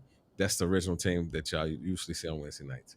But tonight I was just like, fuck it, we're gonna run this shit, even if it's just me, because I felt that strong about it. Right. I'm like, once I started reading them comments, I'm like, nah, this crazy. This crazy. Like, this is the question. You hear a lot of women talking about they want a man that can be transparent and be real with them, right? Right. But they can't handle it in my mind. I'm sorry. No, nigga, you just You just asked. You just finished my sentence. My bad, bro. No, you good. You good. You good. Cause guess what? Ain't nothing worse to me personally than to tell me what you want, and I know that I can give it to you, and I give it to you, and then you turn around and tell me, "Well, Right. I don't know what I want to do."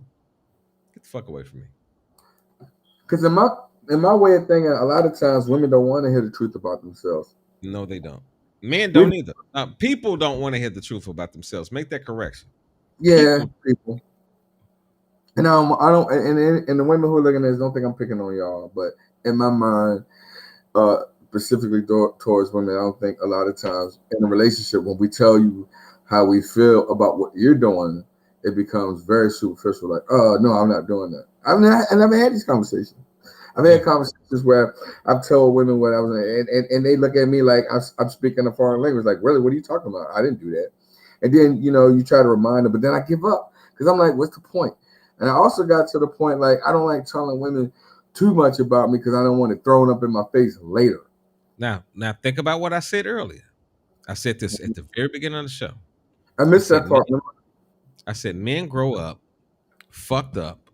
We have nobody to talk to, and then we get into a situation where we do open up,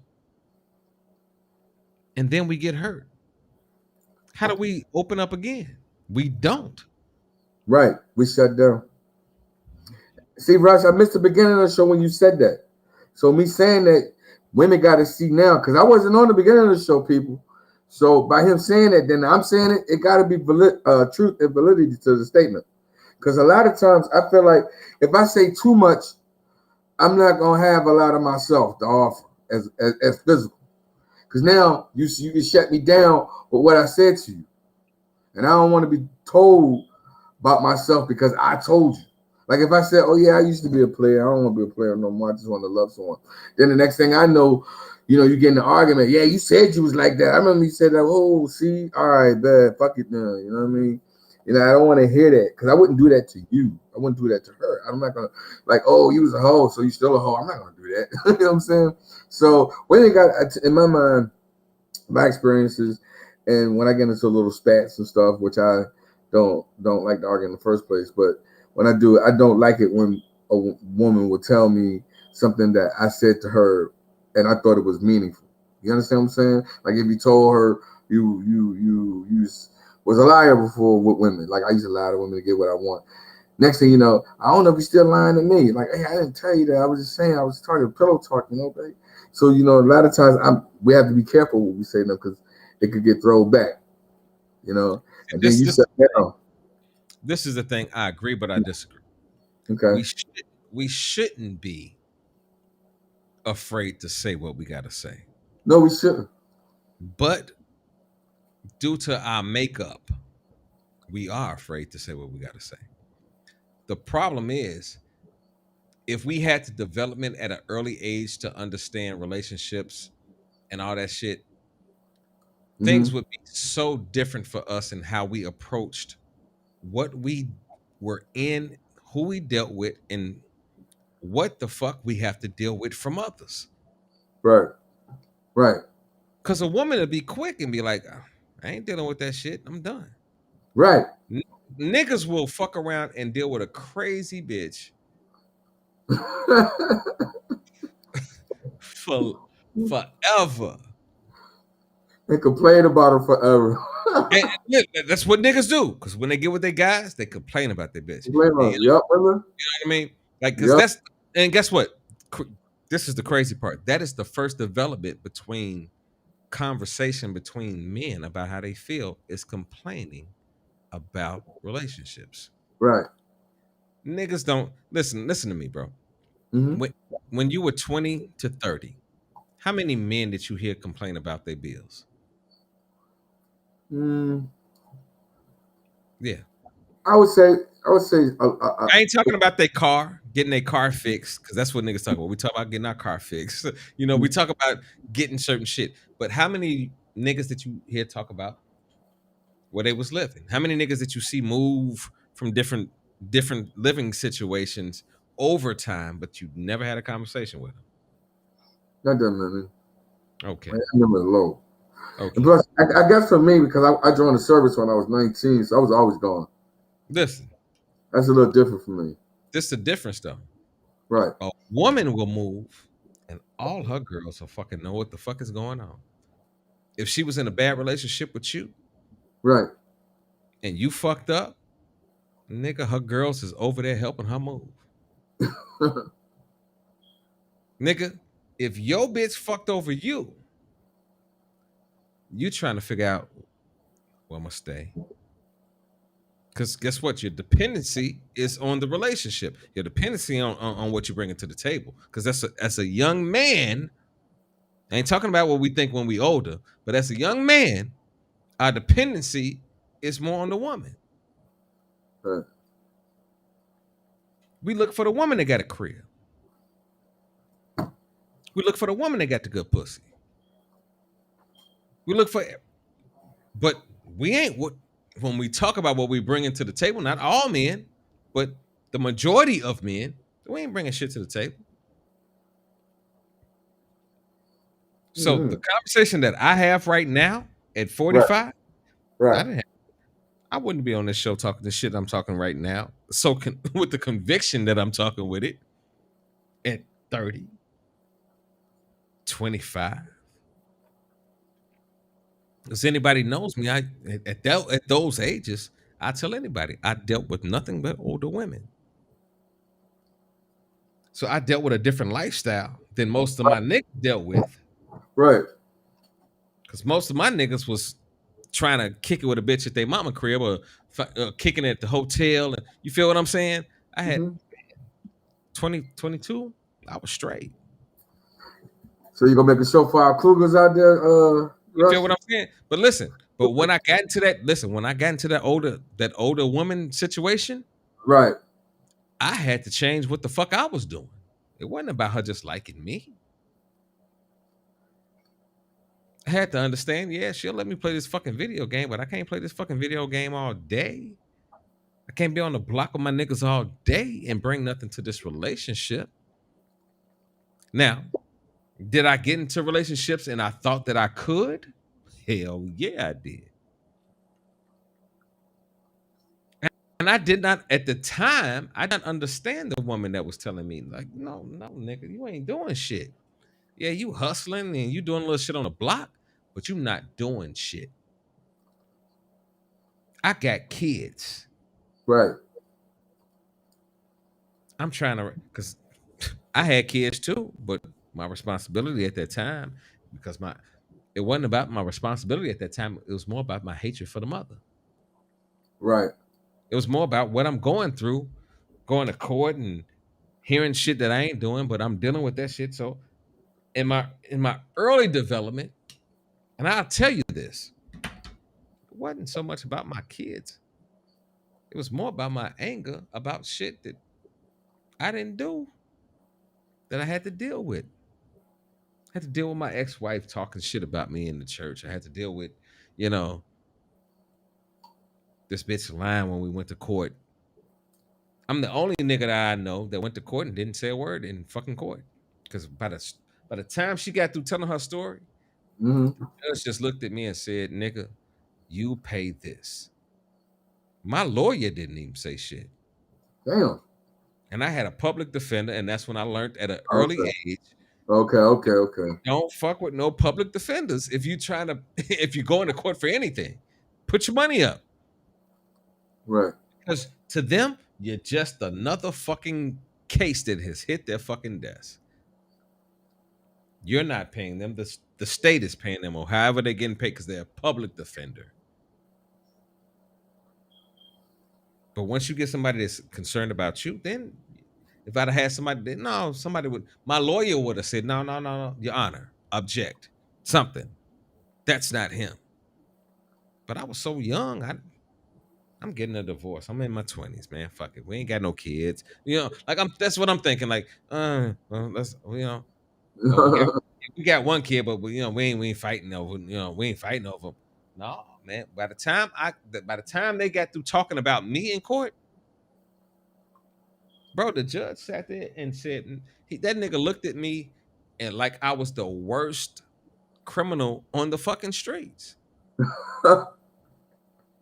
Now listen, I'm a nigga that sold weed and did little shit. Not because I won't say what she said was not true, but the way she portrayed it was different. I sold weed, but I sold weed to niggas that I fucked with. Yeah. My friends. I hustled, but I wasn't on the block. I was more concerned about music than I was concerned about hustling. Right. Hustling was just something just to do. Because by that time, I was sort of trying to get out of the streets. I was trying to, trying to do it right because I was young, but I recognized the women that I was fucking with was a little bit older and I was getting experience to some other shit. So I wanted to be a different nigga. Didn't know that I'm not looking at the full package of the person I'm fucking with. I'm just amazed that she fucking with me. And I should have been a nigga that should have been cool because I was a saxophone player. She was happy with me because I was the musician. Right. But I was young to even recognize. I hate to break it down in this term that she was a groupie. Because if I was a rock star and if I made money and shit, what else would she be called? Right. Right. Just because I didn't make the money and all that shit don't mean that she wasn't a groupie to me. Don't mean she wasn't fucking with me because I did certain things. And at that time, it wasn't too many saxophone players out. And I'm pretty good at playing saxophone. I make panties wet when I play.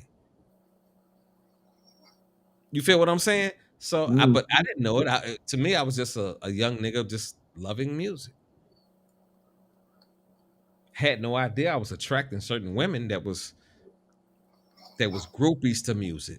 They was groupie to musicians. That's what they got off on. They want to fuck the drummer. They want to fuck the organ player. And guess what? I was the only saxophone player. So I was in a different realm. While niggas was trying to argue and who's gonna play this song, ain't nobody playing this shit on my part. Right. I was in a different category. So I met a woman and come over to the crib. And I should have known when I met her that she wasn't no good. Cause listen, I'm dealing with I met a 30-something-year-old woman that had kids and was living in the crib with her mom. At this age, would I fuck with a woman living like that? No, I wouldn't. But at 20, I would. At 20, I'd make all kind of mistakes. Yeah, I believe that maturity definitely is needed to be in a really true, strong, committed relationship. Because if you're not mature, you won't be able to handle it. And I know I was immature for a while. So I think I've just made a mess of a lot of relationships because I just didn't know how to think about being in it. I was just happy to have a girl. Like you were saying, pretty girls fascinated me. I didn't see the other parts that was more valuable than being with them. Like, is this person really real for you? Is this person someone that can grow with you? If your ass actually went down for the count, would that person be there by your side? These are the things you got to think about. Yeah. Because love is like a double-edged sword, man. It just cuts everything going in. I remember one time I got my heart broken so bad I felt it in my neck. Bro, when it hurt, that shit hurt. Yes. And that's what a lot of women don't even understand that niggas even experience is the hurt by not being accepted by them. Y'all, y'all really don't understand the mentality of a man and how dominant we are by nature. Even if we go into sexual conversations about being a sub, we are dominant by nature. Right. I made reference to that. Remember I said something about that just a few minutes ago, like the importance of men nature and women to understand that. Like, it's not that, I don't know about every other man, but I know for me, I don't see the relevance of trying to dominate a woman. But I would like to respect and know that I got some control in the household that's respectable. And I think that's dying. Like I put up a post again, like it shows a family, a black family in the 1950s versus a black family today. In the 1950s, there was a husband, there was a wife, there were kids. Now it's just the mom and kids. And when I got married and had kids, that was the thing I feared the most. I feared that. I feared the fact that I'm getting a divorce and she's gonna try to take me to court and make me pay all this money for my kids. But listen, that had nothing to do with the actual up, because guess what? Right. It had at that time, it had nothing to do with the actual kids' upbringing, due to the fact that you slept with whoever you slept with, whether they were right or wrong. That's when reality hits us in the face. Right. Because ain't nobody, listen, out of all the kids that's out here that's fucked up, that don't have parents, that coexist together, at some point they coexisted. They coexisted to make you. Right. They got naked. They fucked. But did they fuck or did they fuck up? I'm gonna end it with that tonight. Hey yo, Dr. John, I appreciate you tonight, bro. You know the leak. You know how to get in. I pray to God that you don't get no more weather like this tonight that drives me crazy. To get y'all. Well, it's been a doozy here. If the weather ain't crazy, the murder rate is. Like pray for this town, man. I know y'all got it bad in Chicago, but Philly's crazy right now, man. You gotta pray for these people. I don't get it, but I like the night show. It was very real. It was very passionate. Even though the usual crew wasn't on, it was. I think I'm gonna share the crap out of all of this because there's two men talking about relationships. Yeah, and that's good. That's real good. Two black men, two positive black men. Yeah. Well, all I'm gonna say, I'm gonna end the show with this: know what you All want. right. Learn yourself, and know what you want. Right. If you know what you want, you won't have so many conversations about what you don't want. You won't be so concerned about the niggas or the women that you meet that don't meet your criteria. It's part of the game. If you're trying to be in the game, we out of here, man. You take care, brother, and you have a good night. You always bless us. Hey, man, you take care of yourself. I'm sending prayers out to Mama Yoni, Yes, Yolanda, Shantae. Like y'all know, we usually be on deck really full with our guests tonight, but yes, we rolled with it tonight and we made it happen. I'm glad I yes. stuck with my first mind to just do the show. Shout out to Shamika, Felicia, Miss Felicia. I wish Miss Felicia act right. Lord have mercy, Miss Mia. Get Mia. I'm sending you some money next week. Or 2 weeks. Mia getting all my money. If y'all don't know about Mia, let me bring up her shit. Mia is a representative of BK, which is make sure I get this shit up right here. You see it, bro? Do you see that? Okay, well, if it's not up, shout out to her. She does BK products. She definitely all the time shows love to the show. And there it is in the background. Let me get off of this. Let me take my y'all look at this one quick second.